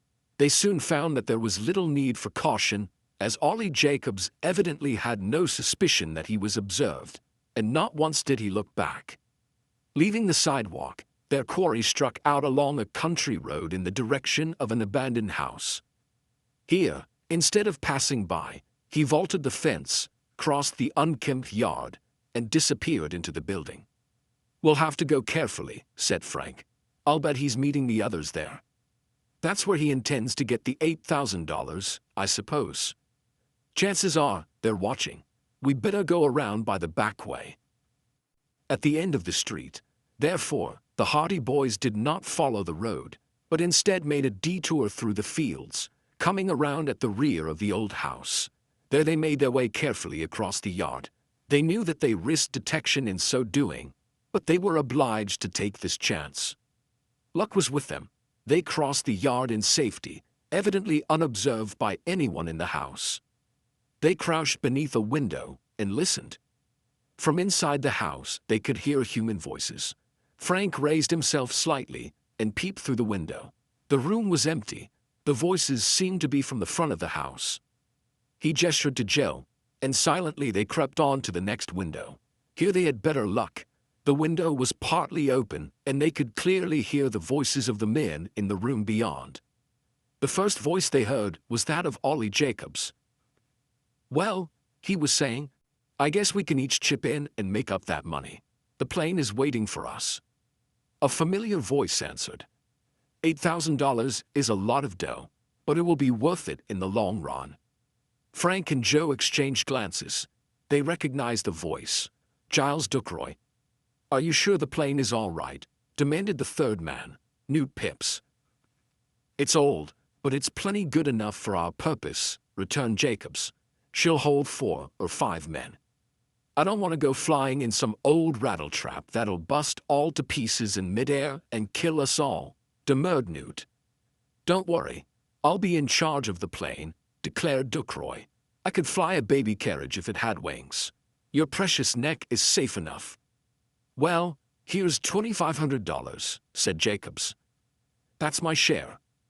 "And here's mine," said Newt. "And I'll make up the other 3,000, said Duckroy. "You never spent money any better. If this pans out all right, it will bring us $50,000 at least." "You say it's the 28th or 29th?" asked Ollie Jacobs. "Yes," answered Duckroy. "Payday is on the 1st of the month, and they always send the money a day or 2 ahead." "It'll be a big haul if we get away with it," declared Newt Pips. "But it's certainly risky." "You've got to take chances to make big money," Duckroy answered. $50,000 isn't to be sneezed at." "I'm satisfied," said Ollie Jacobs. "I think we can get away with it. $50,000 looks mighty good to me. I think we ought to go right over to the farm, buy this plane, and start out." Where do we go first? Asked Newt. There's an airport about 30 miles from here, Ducroix said. It's just a small flying field, the Riverside Field, they call it. We can take the plane there and wait until everything is ready. What if we're caught? Asked Newt. The police in Bayport are on the lookout for us. You know that. If they find out where we are, it will ruin everything. We have the plane, haven't we? If they find out where we are, we'll simply fly somewhere else and dodge them. I have everything all figured out. We'll be quite safe. Then let's get going, said Ollie Jacobs impatiently. We're just wasting time by arguing here. There was a scuffling of feet, then the slam of a door. After a few moments, the Hardy boys peeped around the side of the house and saw the three men going down the road in the direction of the village. Break time equals 0. 25s/. It looks as if we've stumbled on something, said Joe. I wonder what they're going to do with that airplane. One thing is certain, there's something in the wind for the 28th or 29th of this month. What date is this? The 26th. Frank watched the receding figures of the men. I suppose we ought to follow them. Joe demurred. Why should we? There's no chance of losing them now. We know the name of the airport they're bound for, and we can go there in the car and wait for them. That's right. We'll go on to Riverside Field and keep an eye on them from there. But first of all, I think we ought to call up Dad and let him know what we've learned. Joe agreed that this was a sound suggestion. The boys waited until the trio were out of sight, then hastened on toward the village. Their first concern was a telephone, and as they did not want to go to the hotel, in case some of Ollie Jacobs' friends might be within earshot, they lost some time seeking the telephone exchange, which they finally located in the rear of the post office. There they put through a call to their father in Bayport. After a wait of about 10 minutes, the call was answered. The operator turned to them. Mr. Hardy is not at home. Will anyone else do? Anyone at that number, assented Frank. He picked up the receiver and heard his mother's voice. Hello, Mother. This is Frank calling. Yes, Frank. Where are you? We're at a little village just outside the city. Where is Dad? He left for New York an hour ago, answered Mrs. Hardy. He just received a telegram calling him to New York on special business. Frank was disappointed. That's tough luck. We had some news for him. Well, we'll just have to carry on alone. If we're not home tonight, don't worry about us. We've picked up some information that may clear up all this fix we're in. Don't stay away too long, Frank, said Mrs. Hardy. The police were making inquiries a little while ago. The police? What? They think you may have run away. They're afraid you have jumped bail. This news came as a stunning shock to Frank. Why, that's nonsense, he exclaimed hotly. We'll be back as soon as we can, and if they make any more inquiries you can tell them so. And when we do come back, they won't have any further excuse for holding us, for we'll have the real mail robbers with us. I hope you're right, Frank. If your father comes back, I'll tell him you called. All right, Mother, and don't worry about us. We'll be back home as soon as we can get away. Frank hung up the receiver and paid the cost of the call. When he turned toward Joe, however, he found his brother standing in the door, gazing up at the sky. They're away already, exclaimed Joe excitedly. Look! Frank ran to the door. Joe was pointing up at the clouds. High above them soared an airplane, drumming its way toward the south. I saw it rise, said Joe. It took off from one of those farms back of the village. It's Ducroix's crowd, sure as guns. On their way to the flying field already. Well, we'd better be moving. They hurried down the street toward the hotel, where they had left the roadster. On the way, Frank told Joe the result of his telephone call. Joe, too, was disappointed that they had not been able to get in touch with Finn and Hardy. It means we have to play a lone hand, that's all. What do you think we should do next, Frank? I think we ought to tell the authorities. We'll warn them to watch the airplane hangars on the 28th and 29th, said Joe. But we mustn't lose sight of Ducroix and his cronies. They looked back. The airplane was merely a blur in the distance. The boys realized that they had no time to lose. They scrambled into the roadster. Frank threw in the clutch and the car shot forward. Within a few minutes they were speeding down a road toward the south in the direction of the riverside field. Chapter 17, Dangerous Business.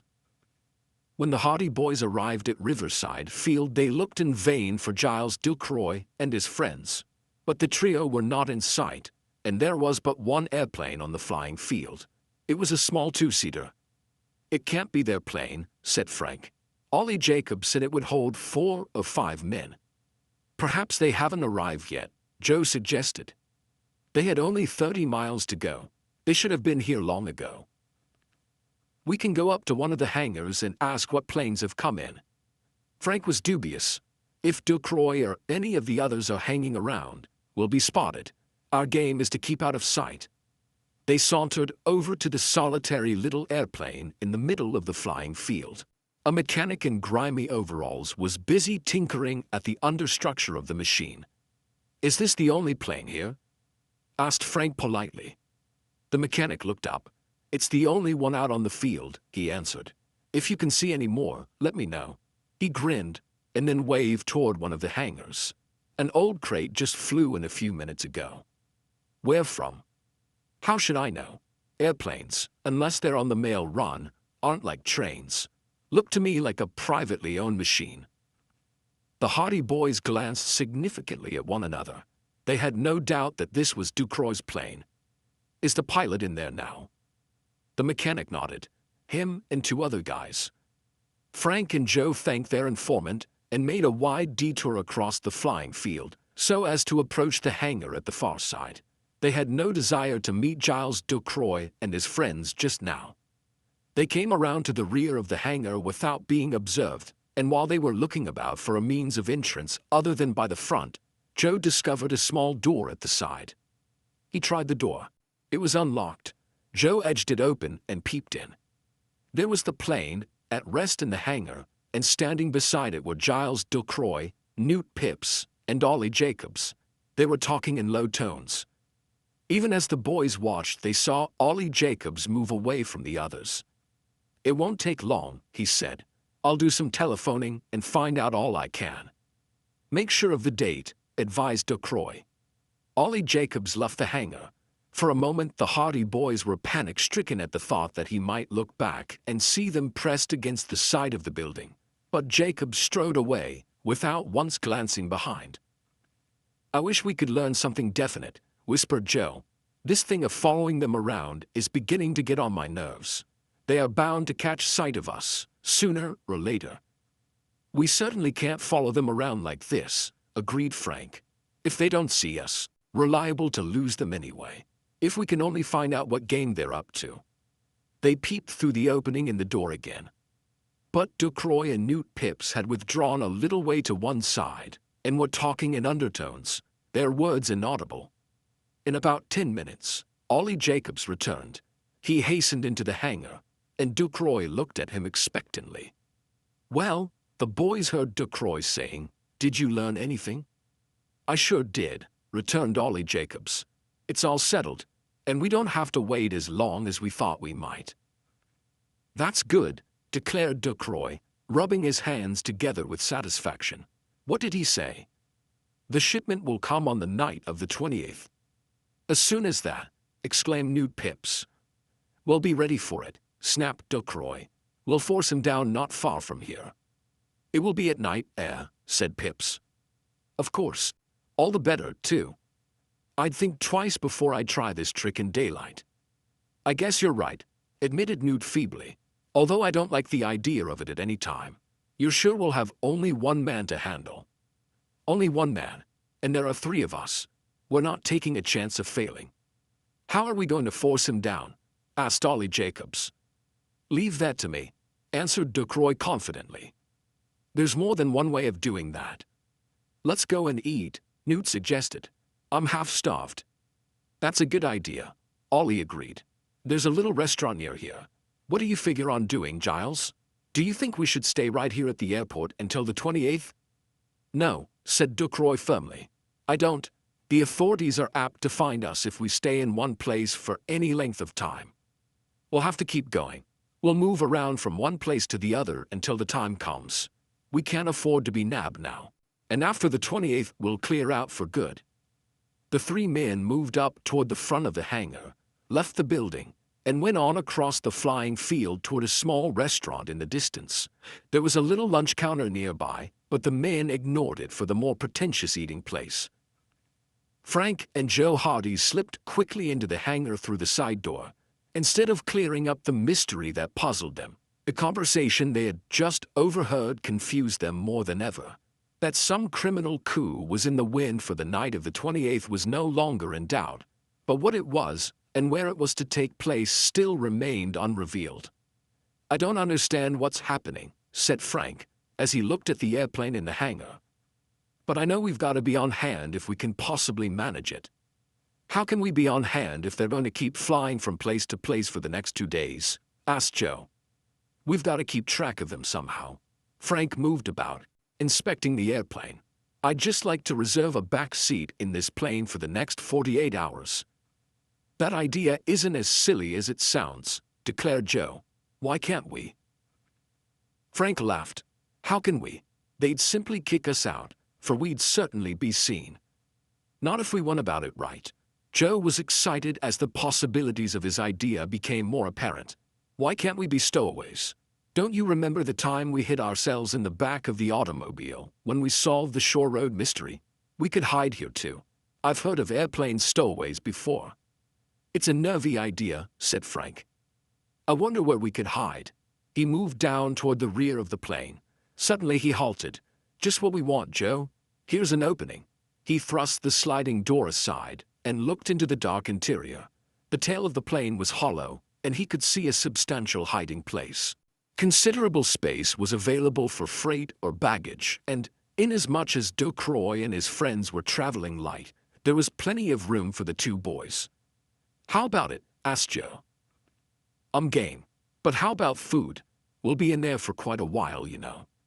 We'll get sandwiches and water. Some blankets, too, for that matter. We'll simply stow away in there and make ourselves comfortable. Then, if anything happens, we'll be right on hand." "We'll be right on hand, too, if the plane crashes," Frank reminded his brother. "Perhaps we'll weight it down too much." "I don't think so. This plane is designed to carry baggage, and if that space is empty, we'll never be noticed. I think we can get away with it, provided we have any luck at all. It's easily our best chance of keeping in touch with Ducroix and his gang. If they're going to be flying around the country trying to dodge the authorities, we shan't have much chance of keeping our eyes on them in our car." "That's right, too." Frank made up his mind. "I'm with you, Joe. And now's our chance. Let's get water and sandwiches and get into the plane while we have time." It seemed a mad scheme, but the brothers knew the importance of keeping close to Ducroix and his friends. Some crime had been planned for the night of the 28th, and the Hardy boys knew they must not lose track of their quarry for a moment. It would have been obviously impossible to follow the meanderings of the airplane from the ground. They hastened over to the little lunch counter and laid in a stock of provisions. Several bottles of milk, a huge bottle of water, some cake, and a stock of sandwiches constituted their supplies. At the lunch counter they spied 2 heavy automobile robes, and as it was too late to return to their own roadster, they bought the robes and entrusted the lunch counterman with the duty of driving their own car to a garage for safekeeping. This he promised to do. Doubtless, he wondered the reason for the boys' purchases, but he was a man who believed in minding his own business, and he exhibited no surprise or curiosity. Frank and Joe hurried back into the hangar. They tossed the robes into their hiding place in the plane, arranged them comfortably, then stowed away the food and water. "All set?" asked Frank finally. "All set." Joe began to scramble into the plane. "Just in time, too," said the brother. "Why?" asked Joe, in a muffled voice, as he crouched back on one of the automobile robes. "Giles Ducroix and his friends are coming back across the flying field." Frank got into the plane. Quickly he closed the door. The two boys waited apprehensively. Had their presence been detected? Would the lunch counterman mention having seen them? Would Ducroix glance into the baggage compartment before leaving? But nothing happened. They heard the 3 men come into the hangar. They heard them moving about, evidently preparing for departure. Finally, they heard Ducroix's voice. "Get in, we're away again." The plane was trundled out on the field. A moment later the motor roared, the machine bumped its way across the field, then the bumping motion ceased, and the Hardy Boys knew that they were in the air. Chapter 18, The Warning Message.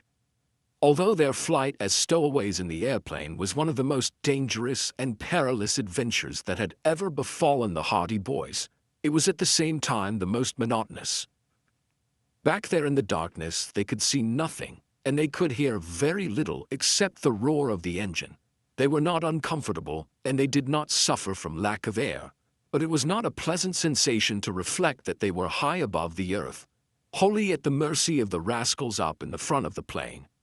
The plane dipped and rose, banked and turned. There were racks, presumably for the accommodation of baggage, to which the lads clung, so that at no time were they thrown off balance. "If we get to tossing around in here, they'll notice something wrong," said Frank. Their weight was evenly distributed, and presumably Giles Ducroix did not see that his plane was somewhat tail-heavy. If he did, it is probable that he blamed the airplane itself, for it was strange to him. After about an hour in the air, the boys were obliged to seize the racks, for the nose of the machine tilted downward, and they were almost flung ahead as the plane descended. Finally there was a slight shock, and the plane bumped its way over a field. They could hear men's voices, then the engine was shut off. They judged that Ducroix and the others were clambering out. Now, they heard Ducroix saying, "I guess it's safe enough for me to go and telephone. Break time equals 0. 25S/. Who are you going to telephone to?" asked Newt Pips. "I'm going to call up Jed. He's at the Bayport airport. I'll tell him to be ready for the night of the 28th so he can call us up when the time comes." "I don't like the idea of having so many outsiders in on this," Newt grumbled. "It means we'll have to split the loot too many different ways." "Outsider," snapped Ducroix. "Jed isn't an outsider. How could we get along without him? We're going to make a killing before long, and a lot of the credit will be due to him." "You're right," agreed Ollie Jacobs. "Shut up, Newt. We can't get along without Jed. If you were half as much help as him, we'd get along fine. You're always kicking about something." This reprimand silenced Newt Pips for the time being. The Hardy Boys, listening, heard the three men move away. When the footsteps and voices could no longer be heard, Joe heard Frank's voice from the darkness. "I wish I knew how long they're going to be away. I'd like to get out of here and stretch my legs." "So would I. It's mighty cramped in here. But if they've just gone to telephone, I don't think we should take the chance." Frank opened the door in the side of the plane and looked out. "I can see them now. They're walking across the field toward one of the hangars." "Where are we?" asked Joe. Frank shook his head. "I don't know. There seems to be a fair-sized town close by, but I've never seen the place before. I can see factory chimneys and church steeples. Let's have something to eat." Joe opened their package of sandwiches, a bottle of milk, and a bottle of water. Each ate of the frugal meal with enthusiasm, for they were hungry by now. When they had eaten, they felt better, and in spite of the discomfort of their quarters, they began to enjoy the novelty of the adventure. "If only Chet and the other fellows could see us now," said Joe. "They'd be green with envy." "I'm not sure our position's enviable." "We're not out of the woods yet, by any means," agreed Frank. "Ducroix and the others are apt to find us at any time. We'll have to sit mighty tight. If only we knew what they're up to. It must have something to do with the Bayport airfield. They've evidently got a Confederate there, keeping in touch with him by telephone." "I think," said Frank, "I'll get out and stretch my legs a bit." He opened the door a little wider and was just about to scramble out when he gave an exclamation and hastily drew back again, closing the door. "What's the matter?" whispered Joe. "They're coming back." Both boys were silent. They could hear voices, gradually growing louder. Frank wondered if he had been seen. Ducroix, Newt Pips and Ollie Jacobs had not been more than 100 yards away when he opened the door. "There's no room in the hangars," Ducroix was saying. "But we'll stay here overnight just the same. There's a hotel not far from the field. Then, in the morning, we'll get underway again." What time? Asked Jacobs. About 8 o'clock. We'll have breakfast and then start again. I don't see why we can't stay right here until we're ready for the big job, grumbled Newt Pips. What good does it do flying around from place to place? If the police pick us up, you'll wish we had kept going, declared Duckroy. We can't afford to be nabbed now. We've simply got to keep clear of the cops until the night of the 20th. After that we'll scatter, and each take his own chance. The police will be looking for us hot enough then.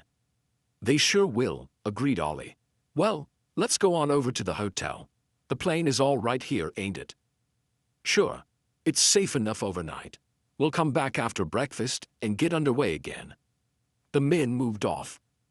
After a while, when Frank Hardy peeped out again, he saw them going through a gate on the far side of the flying field, evidently heading toward the town. He breathed a sigh of relief. That's a bit of luck, he said to Joe. We don't have to stay cooped up in here all night. As long as we get back here well before they show up in the morning, everything will be fine. Where can we stay? We can't go to the hotel. I don't think it's even wise to go into the town at all. If they ever catch sight of us, it will spoil everything. Frank scrambled out of the plane. He walked about, enjoying the feel of solid ground beneath his feet again. Joe followed, and immediately turned a handspring to express his delight. Makes you feel good, doesn't it? Said his brother, grinning. I'll tell the world it does, Frank. Gee, I feel as cramped as a sardine in a tin. So do I. Frank stretched himself. Say, we were mighty lucky they didn't discover us. Right you are. If they had, well, there is no telling what they would have done. They might have killed us, Joe. Oh, maybe not as bad as that, but they might have tied us up in the woods and left us there. They're a bad crowd. I agree with you. The brothers took a look at their surroundings from every side. We'd better move away from the plane, advised Frank. Some of the mechanics at the hangars may see us and tell Duckroy. I think our best bet is to go to that farmhouse on the other side of the field. Perhaps we can use the telephone there, if they have one. In the fading light, the boys crossed the field, climbed over the fence, and made their way toward the farmhouse. As they entered the barnyard, a collie dog ran toward them, barking. He was a friendly animal, however, and as he approached he wagged his tail and fawned on them. A stout, cheery-looking man was standing in the doorway of the house. "Hello, boys," he shouted. "What can I do for you?" "Have you a telephone?" asked Frank. The farmer nodded. "You're welcome to use it," he said, then added, "as long as you pay the charges." "We'll do that all right." The farmer led them into the house and indicated the telephone in the hall. "Talk away," he said. "I saw you coming over from the flying field," he remarked shrewdly. "Why didn't you use the telephone there?" "Private reasons," replied Joe. The farmer did not move away while Frank put in a call for Chief Colleague at Bayport. At mention of the chief's name he seemed interested, and when Frank finally got the chief on the wire, he listened with all his ears. "Chief Colleague?" asked Frank. "This is Frank Hardy speaking." "No, we haven't jumped bail." "What's that?" "We'll be back in good time. The reason I'm calling you is to warn you to keep a good watch on the airport on the night of the 20th. I can't tell you why. There is going to be some trouble. I don't know anything more about it than that. It will be worth your while to make use of this warning. Where am I speaking from? I can't tell you. And listen, Chief, will you call up my mother by telephone and let her know that I called you and that Joe and I are all right? Thanks. Goodbye." When Frank rang off, he saw that the farmer was regarding him curiously. "Looks as if you boys are smarter than you seem," he remarked. "What are you, detectives?" "I suppose you might call us that," admitted Frank. "But we'd be obliged if you would say nothing to anyone at the airport about us." "You can trust me," returned the man. "I can keep my mouth shut. Where are you staying tonight?" "We don't know yet," said Joe. "If you'd like to stay here, we have a spare room, and you're welcome to it," the farmer volunteered. "That's mighty good of you. We were just wondering where we would find a place to sleep. We have to be up and out by 7 o'clock, though." "I get up at 5 myself," laughed the farmer. "Come on into the kitchen, and I'll have my wife fix up something to eat. You're more than welcome to stay with us overnight." I'm dying to know what you lads are up to, but I guess I'd better not ask too many questions. You'll read all about it in the papers, laughed Frank, if everything works out the way we want it to. Chapter 19, the 28th. The next day was the 27th, and the Hardy boys knew that they had another day to put in before Ducroix and his friends would be ready for the mysterious coup for which they had laid so many plans. Frank and Joe were up early, and after a substantial breakfast at the farmhouse, they said goodbye to the good-natured farmer and his wife, then hastened across the fields toward the airport again. There were a few signs of life about the hangars. Some mechanics were busy at a plane out in the field. A new machine was preparing for a takeoff, but the Ducroix plane was deserted, and the lads saw that they were in good time to conceal themselves again. With a fresh supply of water and sandwiches which they had obtained at the farmhouse, they went casually over to the plane, looked around to see that they were not observed, and then, when the coast seemed clear, they slipped quietly into their hiding place. "Another day ahead of us," said Frank. "I wish this was the morning of the 28th instead of only the 27th. We'll get through somehow. I hope they don't keep flying around all day. It gets mighty monotonous being cooped up like this in here." Frank made himself more comfortable on his automobile robe. "We could be worse off. We have lots to eat and drink, and we don't have to worry about steering the plane." "I like to see where I'm going," said Joe dubiously. "As long as Ducroix stays sober, he isn't a bad pilot," returned Frank. "I guess the other pair will see that he's fit to take the controls before they'll fly with him. Their necks are just as precious to them as ours are to us. Guess we'd better keep quiet now. They may be along any minute." The lads lapsed into silence. In about half an hour they could hear voices, and then came footsteps. "Just a short jump today," they heard Ducroix saying. "Just a short jump, and then we'll lay low until tomorrow night." "Where are we going?" asked Newt Pips quickly. "You'll know when we get there." "I wish we could have stayed here," insisted Newt. "I could have stood another 2 hours' sleep easily." "If we stick around here, we'll be liable to find ourselves sleeping in jail," said Ollie Jacobs. "I got the scare of my life when that cop came up and spoke to us." "I thought we were sunk," admitted Ducroix. "He had been eyeing us for quite a while, and I was getting nervous. I was sure he had spotted us." "You stood him off all right." "That was pretty good, telling him we were stunt pilots on our way to Hollywood. He swallowed it, hook, line, and sinker."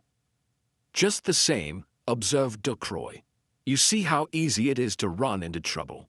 If that cop had been a little wiser, we might have been in the jug right now.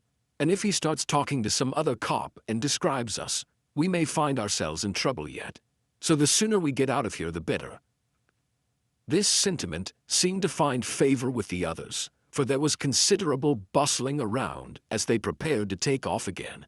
In due time the propeller began to whirl, the engine burst into a roar, the plane quivered, the boys heard a shout from Ducroix, and then the airplane moved slowly off across the field. It bumped and rocked along, its progress becoming smoother as it gathered speed. Then it left the ground. The body of the plane tilted a little as it began to climb. After a while it banked, circled about, then straightened in swift flight.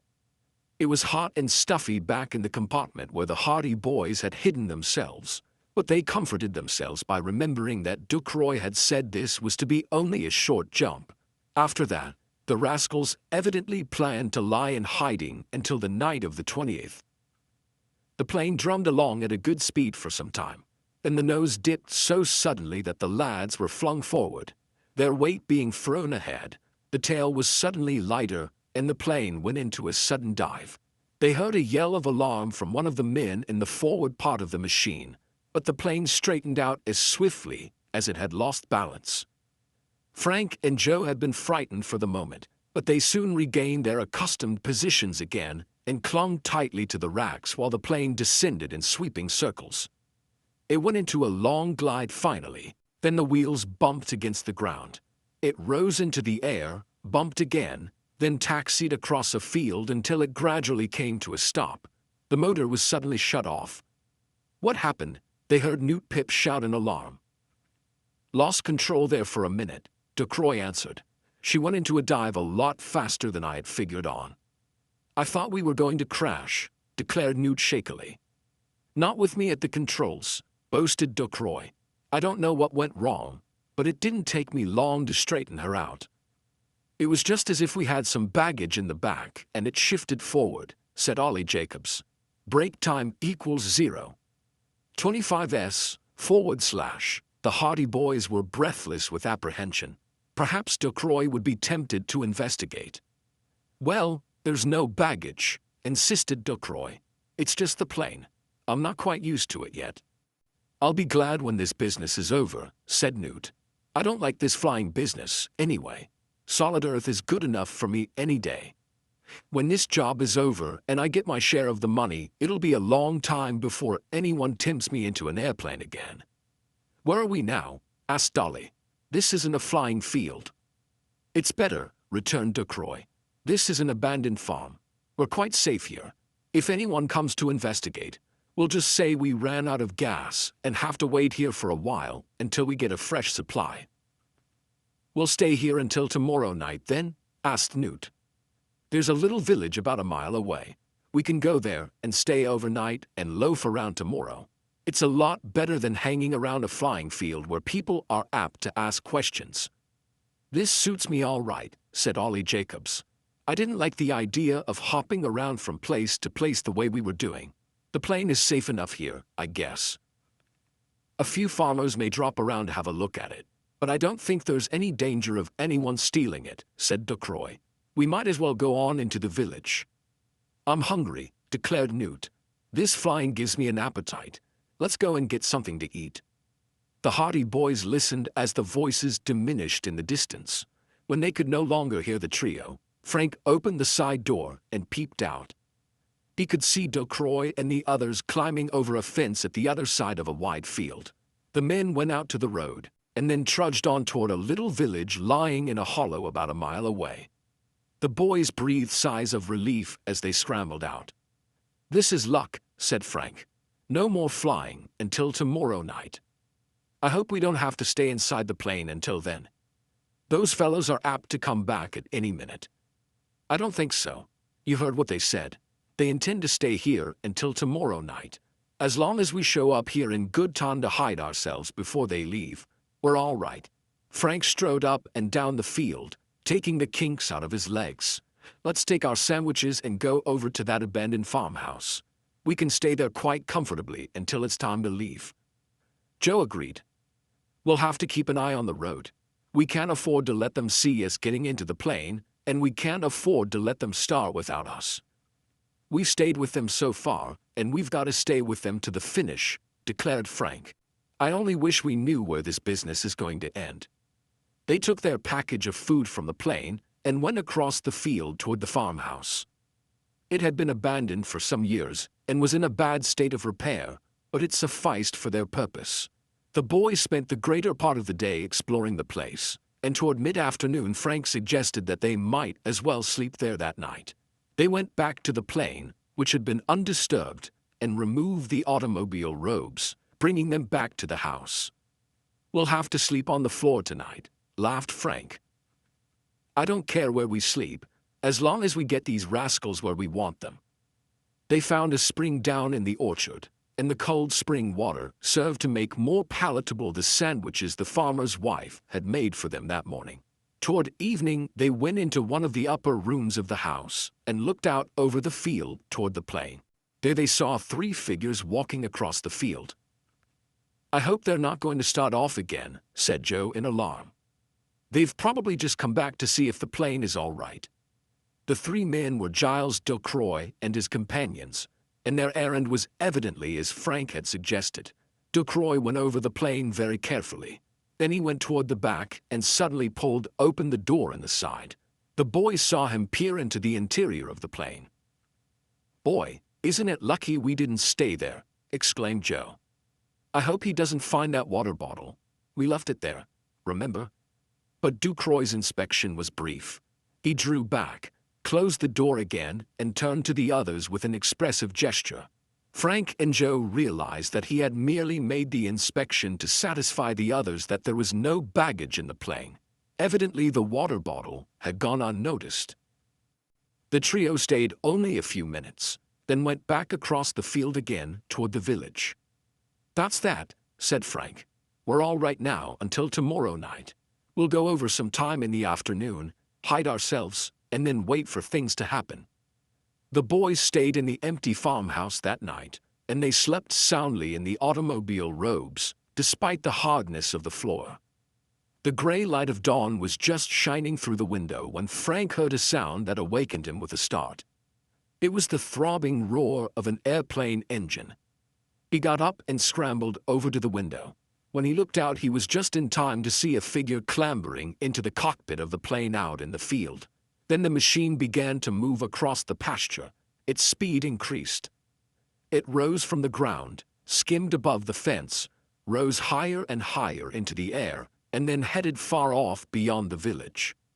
Joe, in the meantime, had been aroused by the noise of the engine, and he too witnessed the airplane's flight.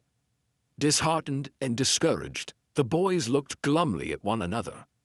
"I guess that means we're licked," said Joe at last. Chapter 20. That night, break time equals 0. 25s/. After all their precautions, the sailing away of the airplane without them was a bitter pill to swallow. The Hardy boys had been so confident that the men would remain in this place until the night of the 28th that this early morning flight took them completely by surprise. "We've lost them now," said Frank. "We don't know where they're going, or where this hold-up, or whatever it is going to take place. And we don't even know where we are ourselves. It's tough luck, after all the trouble we went to. I guess the only thing we can do now is go back to Bayport and do our best to warn the post office authorities. I have a pretty good hunch that the gang are planning another airmail robbery. Why else would they use a plane?" "Not much use staying here," agreed Joe.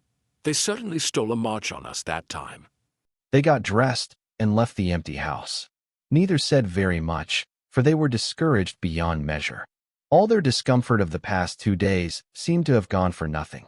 They realized that the defeat was not their fault, because they could not anticipate that Ducroix and his cronies would leave that morning when they had definitely planned to remain in the vicinity all day.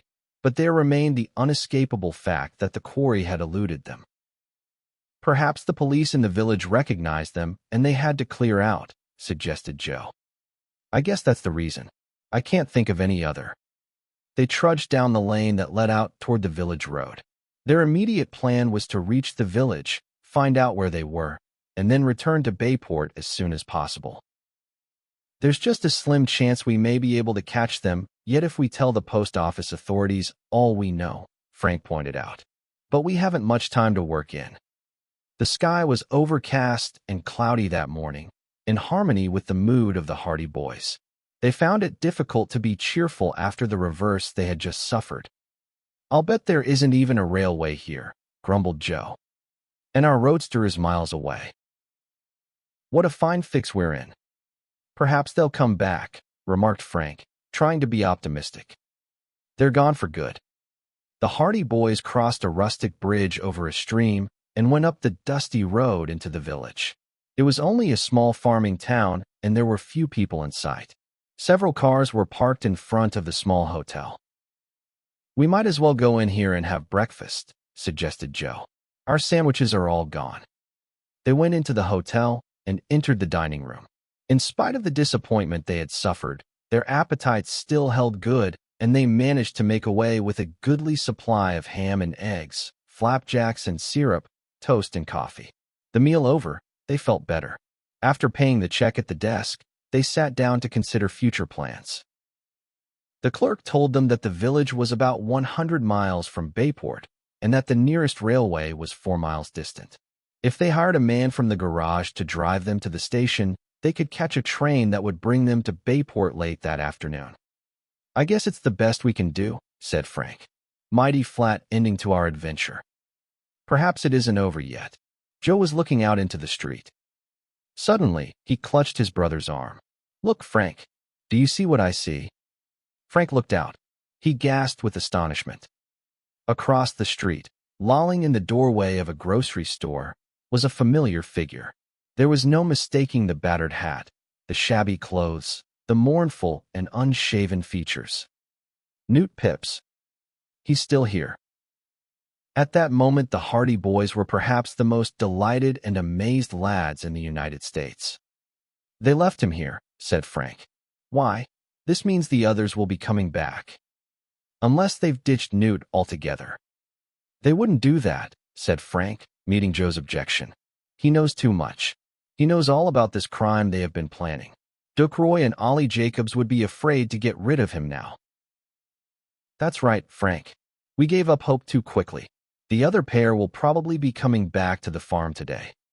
We'd better get back there just as quickly as we know how. We don't want to be caught napping now. Newt Pips was still standing in front of the grocery store. Apparently, he had no intention of moving on. The Hardy boys knew they were risking discovery if they went out the front entrance, so they scouted around until they found a back door to the hotel and departed unobtrusively. They cut across the yard, went down a lane, and soon found themselves on the road leading back to the farm.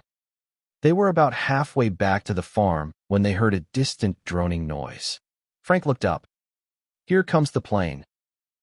A speeding shadow in the sky quickly resolved itself into the shape of an airplane, which gradually approached and began to descend in wide spirals. The boys left the road and took to the shadow of the trees, for although they knew there was little chance of being recognized from the air, they were taking no risks. The plane came lower and lower, then skimmed across the fences, coming to rest in the field near the old farmhouse. If this isn't luck, exclaimed Frank. They probably went away to get gas and oil. Now, if they'll only give us a chance to get back in our hiding place again, everything will be all right. They went on cautiously toward the field. They had just come to the entrance of the lane leading down toward the farm when they heard voices. Frank and Joe scrambled into the hedge and hid themselves. They were not a moment too soon. Giles Duckroy and Ollie Jacobs clambered over the fence, only a few yards away. Everything is all set now, Duckroy was saying. We're all fueled up, the plane is in first-class shape, and we're all ready for the big job. We'll go back and pick up Newt now, said Ollie Jacobs. He gives me a pain, grumbled Duckroy. If it wasn't that he has been with us from the start, I'd be tempted to drop him right now. Imagine being too frightened to go on that flight with us this morning. Newt is yellow. He certainly is. Well, as long as he comes with us tonight and does his part, I don't care how yellow he is about flying. Shall we come back here right away? No. Some of these villagers might get suspicious. We'll hang around town until it gets dark. Then we'll set out. I know the exact time and place we can count on meeting this fellow, and the whole thing ought to be over in 20 minutes. Good, said Jacobs. The two men went on down the lane. They had not seen the Hardy boys hiding in the hedge. When they reached the road, they turned in the direction of the village and in a few moments were lost to view. Frank and Joe crawled out of the hedge. On the trail again, said Frank. We shan't have to stay hidden in the plane, after all. This is luck. They hastened down the lane to the farmhouse. Unwittingly, the rascals had played into their hands. They now knew that Duckroy would not start on the mysterious mission until after darkness had fallen, and they resolved to be in readiness. Just when we had given up hope, said Frank, everything gets clear again. Clear enough so far, agreed Joe. We won't take any chances on slipping up again. We'll be hiding in that plane at sundown. The boys went back to the house, and there they remained for the rest of the day. They found that from one of the upper windows of the building they could have an uninterrupted view of the road leading to the village, and they made frequent visits to this window in order to make sure that Duckroy and his companions would not steal a march on them. However, the afternoon dragged past with no sign of the trio, and it was evident that they were following their original program of loafing about the village. The airplane, which had evidently escaped notice, rested alone in the field. Toward the latter part of the afternoon, the clouds which had been gathering all day gathered overhead, and there was a light shower of rain. It passed over, but the weather became cool and blustery. A bad night for flying, remarked Frank. If Duckroy can chance it, so can we. That's right. I hope they don't call it off. Not after waiting this long, said Joe. Ducroy has set his heart on this affair. It'll take a mighty stormy night to make him quit at the last moment. The afternoon seemed endless, but at last Frank turned to his brother. We may have quite a while to wait, but I think we ought to go over to the plane now. I don't mind waiting. I'd rather wait an hour or so than be left behind, as we thought we were this morning. Let's go, then. The boys left the house and went over to the field. The airplane was apparently just as Ducroy and Jacobs had left it. There was no sign of anyone on the village road. The Hardy boys climbed into their hiding place and made themselves as comfortable as possible.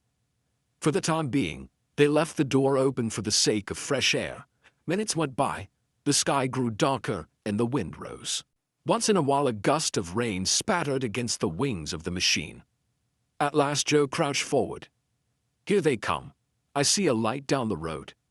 He reached out and closed the door.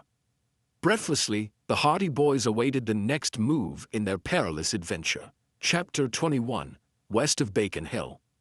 The Hardy boys soon heard footsteps as the three men approached the plane. I wish the weather was better, Newt Pips complained. I'm afraid something will happen. I wish you'd keep quiet, snapped Ducroy. If you're so scared, why did you come in with us at all? I need the money. And you don't want to earn it. I'm doing all the work. All you and Ollie have to do is throw the ropes over the side when I give the word, then get your guns ready for the hold-up.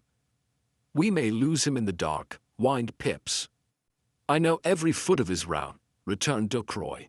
He'll come right over the two church steeples in Jasonville, and strike west of the light on Bacon Hill. These places were new to the Hardy boys. They had never heard of either Jasonville or Bacon Hill. They listened while the trio made the final preparations for flight. It did not take long. In a few minutes they heard the propeller whirring. The engine roared. There were a few shouts as the men took their places, and then the plane bumped off over the uneven ground. It gathered speed, then the bumping ceased as the plane rose. It cleared the fence at the end of the field, circled somewhat slowly, and rose higher. For a time the plane flew a direct course, then it banked and circled. There was no doubt in the minds of the Hardy boys now that Ducroy and his companions meant to hold up another airplane. But how this hold-up was to be managed they had not the least idea. It was very confining inside the body of the plane, for the night was hot and sultry despite the rain. The roar of the engine drowned out all other sounds. Suddenly the plane dipped. Joe, who had relinquished his grip on the rack, was thrown forward. The machine lost balance and nosed down accordingly. Ducroy quickly straightened it out, and Joe tried to edge back toward his brother in the darkness. He found, however, that his wrist was tightly held. Panic-stricken, he groped forward. His shirt sleeve had been caught in the steering gear running from the controls back to the rudder at the tail of the plane. While he tried to extricate himself, the plane began to buck and sway in the wind. Frank, realizing that something was wrong, switched on a small flashlight he had with him and moved slowly forward. The beam of light fell on Joe's shirt sleeve. When the boys saw what was wrong, they made desperate attempts to release the sleeve, but it was now firmly entangled in the gear. Suddenly the roar of the motor died. Ducroy had shut off his engine. The plane was nosing down toward the earth in a thrilling dive. Wind sang in the struts. "What's the matter?" shouted Newt Pips in terror. "Steering gear jammed," answered Ducroy sourly. "We'll be killed." "Hold steady, you fool," growled Ollie Jacobs. "What's the matter, Giles? Can't you get her out of it?" Ducroy was working frantically at the controls. "Something wrong somewhere. This old bird's tail is as heavy as lead. I can't move the rudder." The gear was moving in response to his efforts at the controls. Frank seized Joe's sleeve and gave a quick wrench. The movement of the gear had loosened the sleeve somewhat, and it abruptly came loose. At the same moment, there was a shout of satisfaction from Giles Ducroy. "She's working again. Say, next time I land, I'm going to see if we haven't some ballast aboard. There's something radically wrong back there." "We won't need the plane after this haul," declared Jacobs. "If we get through this trip, all right will be set for life." The Hardy boys scrambled back to their places. The nose of the plane suddenly raised. The engine began to roar again. Ducroix then brought the machine out of its breathtaking dive. It flattened out and raced on again. Frank and Joe were panting with excitement. Each realized how near they had been to death. With the rudder useless, the plane would have crashed nose down into the earth, and they would have perished instantly. From then on, the boys clung to the rack with every movement of the plane. That one hazardous experience had been sufficient warning. Suddenly, above the noise of the engine, the Hardy boys heard a shout from one of the men. Then they became aware of a new sound. A steady, distant drumming was apparent. The other plane, they reflected. The machine banked, swept about in a great circle. The big moment was at hand. The drumming of the other plane became clearer. "Stand by," they heard Ducroix yell. The plane bucked as it was caught in a gust of wind. Then it shot forward and began to climb. The drumming of the other plane was now quite audible, mingling with the roaring of their own machine. It seemed to be below them and in front of them. Ducroix was evidently jockeying for a strategic position, for the plane rocked and swayed, banked and turned, dipped and rose again. "Ready!" There was an answering shout from Ollie Jacobs. "Over she goes." The boys heard a rattling sound from the forward part of the plane. What it was they could not imagine. An instant later, the drumming of the plane below ceased abruptly. Their own plane swung around. Ducroix cut off his engine and went into a dive. "We've got him," they heard Ollie Jacobs shouting. "There he goes. Look! He's diving." "Don't lose sight of him," shouted Ducroix. "He's heading for a field. Nose her down. We're right behind him, Giles." The plane dived swiftly. From below, the boys heard a distant crash. "He's on the ground. Watch out, Ducroix. Come up behind him." The plane banked, flinging the two boys violently to one side. It lurched, dived again unsteadily. "Get ready," ordered Ducroix. "Don't let him get away. Can you see him, Ollie?" "I can't see him, but I can see the plane. It's right ahead. Get your gun, Newt." "I'm ready," quavered Newt Pips. Gradually, the plane settled down. There was a bump as the wheels touched the earth. The plane rebounded high into the air, for Ducroix had slightly miscalculated in the darkness. The engine roared again. The wheels once more touched the ground, and the plane rocked on over the uneven surface. Finally, it came to a stop. The Hardy boys heard a scrambling from the front of the machine. "All out," Ducroix was shouting. "Now, boys, make quick work of this. Grab the bags and get back here as quickly as you can. Don't waste any time. Get into the plane again and wait for me. I'll get back and start her again. We'll be in the air before he knows what it's all about." The Hardy boys could hear them running across the field. Frank reached for the catch, flung the door open. He and Joe scrambled out of the plane. The scene was illuminated by a cloudy moon. There was just sufficient light for them to see a wrecked and crumpled airplane in the field some distance ahead. A pilot was painfully extricating himself from the wreckage. Ducroix and the others were running toward him with drawn revolvers. The Hardy boys, too, were armed. Realizing that their antagonists were desperate men, they had taken the forethought to provide themselves with revolvers before leaving Bayport. Each lad gripped his weapon. "It's the hold-up," said Frank quickly. "Let's break it up." "Just a minute," declared Joe. "They want to get away in this plane. If we can't handle them, they'll make a getaway in spite of us. Let's fix it so they can't." He ran toward the front of the plane, scrambled up into the cockpit. Joe knew something of machinery, and it took him only a few seconds to break an important wire connection that rendered the engine useless for the time being. "That'll fix him," he said jubilantly, as he ran back to Frank, who was waiting impatiently. "Now we can take a hand in this little game." They ran toward the wrecked plane just as Ducroix and his cronies leveled drawn revolvers at the pilot. "Put up your hands, or we'll shoot," ordered Ducroix. Chapter 22, Captured. Caution prevented the Hardy boys from going closer to the fallen plane. They had not been seen by Ducroix or the others, and they now realized that it would be folly to play into their hands at this moment. They were outnumbered, and they saw that they might easily be disarmed if they took reckless chances. Frank suddenly halted and grasped Joe by the arm. "We're foolish to come out in the open like this. We're just as liable to be shot." "That's what I've been thinking," replied Joe. "What do you think we'd better do?" "They'll be coming back to the plane. I think we ought to wait here for them and hold them up when they come back. They'll be off their guard then, and probably they'll be loaded down with stuff from the other plane." Without further parley, the lads turned and ran back. In the gloom they had not been seen. They crouched in the shadow of the disabled plane and watched the activities of the others. The pilot, after his first shock of surprise, had quickly thrown up his hands. Ducroix and the others advanced toward him. "What's the idea?" the lads heard the pilot saying. "We haven't time to talk to you," growled Ducroix, holding a revolver against the man's body. "We want those mailbags you have here." "Bandits, are you?" snapped the pilot. "You'll suffer for this. You tried to kill me." "You're not dead yet," said Ollie Jacobs callously. "You flung a rope down from your plane, and it tangled up in my propeller shaft. It's just by luck that I wasn't killed in the crack-up. Just wait. You'll pay for this night's work." "We'll get paid," chuckled Ducroix. "Get in there, Newt, and heave out those mailbags." The pilot was helpless under the menace of the drawn revolvers. He was forced to stand by while Newt Pips scrambled into the plane, found the mailbags, and began throwing them out to the ground.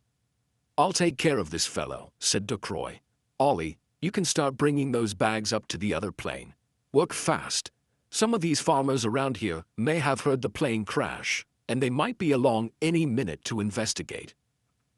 Ollie Jacobs, pocketing his revolver, sprang forward and seized 2 of the heavy mailbags.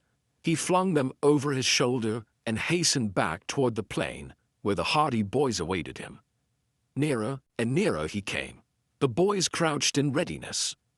Jacobs reached the plane. He did not see the lurking shadows. He was just reaching forward to open the door of the baggage compartment for the reception of the stolen mailbags when Frank Hardy stepped out and swiftly pressed a revolver against his side.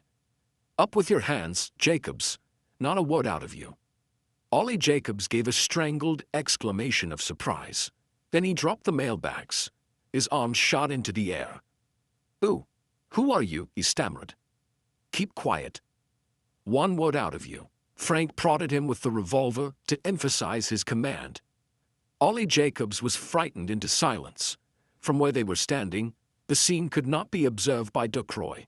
Frank and Joe backed their captive up against the side of the plane and bade him be quiet. A moment later they heard Ducroix shouting, "Ollie, what's keeping you? Hurry back here and get these other bags."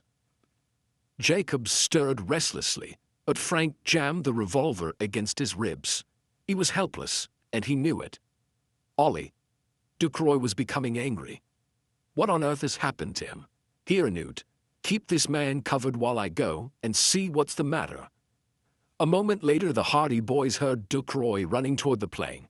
He came around the side, muttering to himself. Joe was waiting in readiness. He leaped out and thrust his revolver against Ducroix's chest. "Hands up, Ducroix." Ducroix gave a shout of dismay, stepped back, but when he saw the revolver, he raised his arms. "Get back over here beside Jacobs." Reluctantly, Ducroix did as he was told. Frank went swiftly through the pockets of each man and disarmed them both. "Now," he said to Joe, "if you'll keep this pair covered, I'll go back and attend to friend Newt." Joe, with a revolver in each hand, eyed his captives warily, but Ducroix and Jacobs, unarmed, had too much respect for the menacing weapons and the determined boy who held them to make any rash break for liberty. Frank, his revolver in readiness, went over toward the other plane where Newt Pips was holding the pilot at bay. At the sound of his footsteps, Newt called out, "What's the matter, Ducroix? I thought I heard you shout." "Everything's all right," growled Frank. Apparently, Newt was deceived, for he did not look around. It is certain that he got the shock of his life when he felt a revolver muzzle pressed against his back and heard a stern voice say, "Up with your hands, Newt. Drop that gun immediately." With a squeal of amazement, Newt Pips whirled around, lowering his weapon as he did so. At the same moment, the pilot, who had been watching his chance, sprang forward, seized the fellow's wrist, and wrenched the weapon from him. There was a brief struggle, and Newt Pips was overpowered. "The others are back at the other plane," Frank told the pilot. "My brother has them covered." "Good," said the aviator, dealing Newt a hearty kick. "Now get along there, you." They propelled the luckless Newt ahead of them across the field until they reached the other plane, where they found Joe still on guard over his captives. "Try to rob the airmail, would you?" gloated the pilot, as Newt was lined up beside the others. "You mighty nearly got away with it, too. But not this time." Ducroix leaned forward, peering at his captors in the gloam. It was then that he recognized the Hardy Boys. "I thought so," he muttered bitterly. "The Hardy Boys. Although how on earth the two of you got here is beyond me." "This means jail," moaned Newt Pips. "Oh, why did I ever let myself be argued into this? I knew we'd never get away with it. I said so from the start." "Shut up," snarled Ollie Jacobs. "Shut up and take your medicine like a man. Relict." "But we would have been well away if it hadn't been for those Hardy Boys." "You lads certainly came along in the nick of time," said the pilot of the mail plane. "You couldn't have got here better if you had planned it from the start. There is about $50,000 in cash in those mailbags. That's what this gang were after. They circled my machine and dropped a tangle of ropes over the propeller. I had to make a landing and nearly lost my life in the bargain." "We did plan it from the start," Frank told him quietly. "We have been following these men for 3 days, trying to find what they were up to." "Following us?" cried Ducroix. "How could you follow us? We've flown hundreds of miles in the last 3 days." "And we flew with you. We've been quite comfortable back in the tail of the plane." A startled exclamation burst from Ducroix. "So that's what was wrong. I thought there was something mighty queer about the way that machine was acting, and I never even looked. The two of you right on our trail from the start." His ejaculations of surprise and disgust were echoed by Ollie Jacobs and Newt Pips. As for the pilot, he was hilarious in his admiration of the Hardy Boys. "You were trailing them all the way," he exclaimed. "Well, that's the best I've ever heard. And they thinking they'd make a neat cleanup. Boys, when I report this to the post office department, you'll hear some fine things said about yourselves for this night's work." Joe rummaged about in the plane and found a length of rope. He cut this into convenient pieces, and while Frank covered the 3 bandits with his revolver, Joe and the pilot made quick work of binding them hand and foot. The trio had just been safely trussed up when they heard the clatter of an automobile in a road nearby, saw the beam of headlights, and then they heard a hoarse voice. "What's going on over there?" "Who are you?" shouted the pilot. "I'm the sheriff of this here county, and I want to know what monkey's hinds are going on over there. I have a shotgun with me, and I'm ready to use it. Hurry up and answer." "You're as welcome as the flowers in May, Sheriff," yelled the pilot jubilantly. "Come along with your shotgun. We've got some prisoners here for you." Chapter 23, Back in Bayport. Beyond an occasional robbery of a hen roost, the worthy sheriff had experienced few cases of crime in the county during his time of office, and when he discovered who the prisoners were and why they had been captured, he was one of the most astounded and bewildered men in the world. "Robbing the air mail," he stammered. "Why, these fellers must be desperate criminals." "They're not very desperate now, Sheriff," laughed the pilot. "What'd you want me to do with them?" asked the man of the law doubtfully. "Lock 'em up." "I don't know as I'm responsible." The sheriff was not anxious to be given charge over 3 mail robbers. "You're responsible, all right, until the government takes them off your hands," returned the pilot abruptly. "You take these men and lock them up in your village jail, and make mighty sure they don't get away from you, either. This crime took place in your county, so you can just get busy and do your duty." The sheriff looked very unhappy about it, and kept Ducroix and his companions carefully covered with the shotgun, as though fearing they might break loose at any moment. Assistance soon arrived, when a number of farmers and people from the village, attracted by the crash of the mail plane, came clambering over the adjacent fences. In a remarkably short space of time a crowd had collected. Everybody talked at once, everybody asked questions, and general excitement prevailed. What's the excitement? Airplane busted air. Anybody killed? Gosh, Jed, look at the sheriff. What's he up to anyhow? Don't know nothing about it, Asa. But something is plumb wrong, that's certain. Don't go too close to the shebang, Billy, she might bust up on you. First time I ever did see an airplane come down like that. Me too. Glad I come along just in time. I wouldn't go up in one of them for $1 million. Nor me. The sheriff, becoming bolder, announced to all and sundry that he had just captured 3 male robbers at great risk of his own life, and called on his fellow villagers to help him take the trio safely to jail. Ducroix, Ollie Jacobs, and Newt Pips were consequently surrounded and led out of the field, bundled into an automobile where they were guarded by the sheriff, armed with his shotgun, and 2 husky villagers armed with clubs, then hustled off to town. The pilot turned to the Hardy Boys.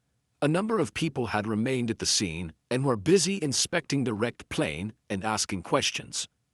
The majority of the villagers, however, had hastened in the wake of the sheriff and his prisoners. "Where are you boys from?" "Bayport," Frank told him. The pilot was surprised. "Why, that's where I'm bound for." "I guess you won't get there tonight," said Joe pessimistically. "I've got to get there tonight. I'm carrying the airmail, and it must get through somehow." The pilot looked at Ducroix's plane. "I wonder if this old crate will make it." "It was running fairly smoothly tonight," said Frank eagerly. "Do you think you could take off and reach Bayport tonight?" "Why not? Here, take those mailbags and put them in the plane. We'll make a try at it anyway." While Frank stowed away the mailbags, Joe showed the pilot the wire connections he had broken in order to prevent Ducroix from getting into the air. The pilot laughed. "Pretty smart," he said approvingly. "Even if you hadn't succeeded in holding them up, they wouldn't have got very far." He quickly repaired the broken connection. "Now," he said, "I don't see any reason why we shouldn't be able to take off from here and reach Bayport in good time tonight. And won't my chief's eyes pop out when I tell him the story of this trip?" Frank ran around to the front of the plane and gave the propeller a flip. The motor began its clamor again, and the pilot waved his arm joyously. "Climb in," he shouted. "We're away." The Hardy Boys lost no time climbing in, and while the curious villagers scattered in all directions, the pilot gave her the gun, and the plane began to move slowly off across the field. Although it was a cloudy night, the pilot had some instinct which told him the right direction, and he brought the plane off the ground just in time to avoid a fence that seemed to rise suddenly before them. He cleared the fence, cleared the telephone wire beyond the road, just skimmed over the tops of some trees, and then climbed swiftly beyond the danger level. The boys enjoyed this ride considerably more than they had enjoyed their flights in the tail of the plane. The cold air stung their faces. They found goggles and flying helmets in the seats, and when they donned them, they were more comfortable. Lights of the village flashed far beneath them, and as the plane rose higher in the air, they saw lights in the darkness many miles on all sides. Far to the north, they could see a dull haze of lights from a distant city. Over to one side, they could see a speeding beam of light followed by a little string of twinkling stars, which they identified as a train, racing across the countryside. The plane roared on swiftly, and the thrill of that night flight was sufficient reward to the Hardy Boys for all the discomforts they had undergone. They were riding high above the world, which seemed to have disappeared altogether save for the twinkling beams and blobs of light scattered over its black surface. They saw the pilot gesture. He was pointing ahead. The Hardy Boys could see a widening pencil of light, which cut through the blackness of the night. It was the beacon light of the Bayport airfield, still many miles ahead, but visible from their great height. Beyond that they could see the twinkling flash of a lighthouse at the mouth of Barmet Bay. In due time the lights of Bayport came into view, a yellow glow, and to the west they could see the airport, clearly illuminated, a huge glowing rectangle. The pilot juggled with the controls. The nose of the plane tilted downward. The machine dived in a breathless rush. Then it banked, and the plane circled the airport, dropping steadily downward as though descending an invisible spiral. The flying field seemed to rise up to meet them. The hangars, the other planes, the tiny figures of men on the field, all became visible.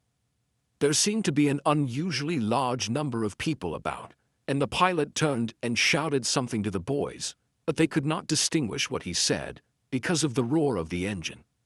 Finally, the plane straightened out, then glided swiftly down toward the field. It struck the ground with a shock, then bounced and bounded on toward the hangars. There was a big crowd at the airport. People were running down the field toward the plane. By the time the pilot cut off his engine, by the time the propeller stopped turning and the plane came to a stop, a mob had surrounded the machine. Frank and Joe looked wonderingly at one another. "Looks like a reception committee," said the pilot. "The sheriff must have telephoned to Bayport about his prisoners." The Hardy boys stood up. They heard shouts. "There they are. That's them. Turn around a little. Let's get a picture." The Hardy boys and the pilot had a confused impression of half a dozen cameras leveled at them. Flashlight powder began to explode until the whole scene was as bright as day. An enterprising reporter scrambled up over the side of the plane. "Interview," he clamored. "Give me the story, boys. What happened?" The pilot brushed him aside. "You boys will have your story in a minute," he promised. "If you'll all come up to the office, we'll tell you the whole yarn." Chief Colic, at the head of a detail of officers, appeared just then and managed to get the crowd under control so that the pilot and the Hardy boys were able to get out of the plane. Several airport officials ran up. The pilot saluted. "Had a forced landing near Jasonville, sir," he reported to one of these officials, an elderly man. "The mail is safe." "Good work, Benton," said the other. "Come up to the office and tell us what happened. We've been mighty curious for the past half hour, since we heard about this holdup." The Hardy boys never forgot the short journey to the office building of the airport. It had all the aspect of a triumphal procession. Scores of people had invaded the flying field, and the police were kept busy keeping the crowds back. Seemingly, the news of the holdup had spread quickly in Bayport, and the flying field suddenly became the mecca of everyone who could make his way to the airport. In the office, surrounded by reporters, photographers, police officers, and airport officials, Benton, the pilot, briefly told his story of the holdup. "As you know," he said, "the mail tonight was especially valuable. Cash for a number of payrolls was being sent to one of the Bayport banks from its head office in New York. Somehow, these men must have got wind of it, so they flew out to meet me, tossed a tangle of ropes down on my propeller shaft, then held me up when I crashed. They were just clearing out with the mail bags when these boys appeared on the scene and turned the tables. If it hadn't been for them, the rascals would have made a clean getaway. Their story is much more interesting than mine." Frank and Joe Hardy were then asked to tell the story of their adventures. While the newspaper men scribbled hastily and made frequent dashes to the telephones to inform their city editors of the facts, the boys quietly told how they had decided to follow Ollie Jacobs, how they had learned of the purchase of the airplane, and how they had concealed themselves in the machine and accompanied the rascals in their journeys about the countryside. When they had finished, a veteran post office inspector stepped forward and shook hands with them. "I hardly need say that your good work will be recognized by the department," he said. "Your persistence and courage certainly averted a serious robbery, and I am going to recommend that you be suitably rewarded." "The only reward we want," returned Frank, "is to be cleared of the charges against us. You know, we're out on bail on a charge of robbing the mail several days ago." "Why, didn't you know that you were cleared of that?" exclaimed the inspector. "Your father, Fenton Hardy, came to the airport tonight, shortly before the news of the holdup was reported, and arrested 2 mechanics. It seems they had been in touch with Ducroix and his companions by telephone, tipping them off to the time this money shipment was expected. When your father took them away, they confessed that they had helped Ducroix manage the other 2 thefts here, and that Ducroix had deliberately planted evidence against you boys. Charges against them have been withdrawn," broke in Chief Colic abruptly. "The Hardy boys have been cleared of all suspicion. So far as I'm concerned, I never believed them guilty in the first place. Chapter 24, Vindicated. The Hardy boys had cleared up the great airport mystery, which had been a 9 days wonder in Bayport. Newspapers carried many columns describing the adventures of the boys in trailing the airmail thieves, and the entire city united in praising them for their good work. But the boys felt that no praise could equal the delight they felt when they knew they had been cleared of the unjust charges that had been laid against them. "I knew it. I knew it all along," declared Hood Applegate, as he sat in Finton Hardy's study the next morning. "It was absolutely ridiculous to arrest them in the first place, wasn't it, Elroy?" Elroy Jefferson, who had come to the Hardy home with Mr. Applegate, nodded affirmatively. "Quite ridiculous," he agreed. "I am indeed glad that the whole affair has been cleared up so thoroughly. The boys have been vindicated, the air mail has been saved, and the rascals are in jail. Excellent." "When I arrested those 2 Confederates at the airport last night," said Finton Hardy, "it didn't take long to get the whole story out of them. They saw that the game was up. They told me that Ducroix had engineered the whole business.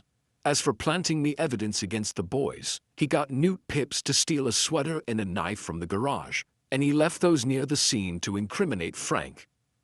"How about the footprints?" asked Joe. "How did he manage that?" "He noticed that you were wearing the new shoes, so he got a similar pair, of the same size, in another town. After all, you can hardly blame the police, with all that evidence, particularly when you had no alibi." "The reason we couldn't explain our alibi," said Frank, "was because we had been out to a cabin in Beech Grove that afternoon looking for evidence against Ducroix and the others. We thought we'd keep quiet about that until we learned a little more about them." "You took a great many chances," said Mr. Hardy gravely.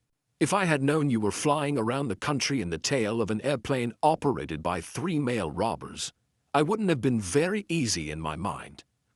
"Now, Finton, don't start worrying about that now," advised Elroy Jefferson. "The boys have done excellent work and they've come through it quite safe and sound, which is all that matters."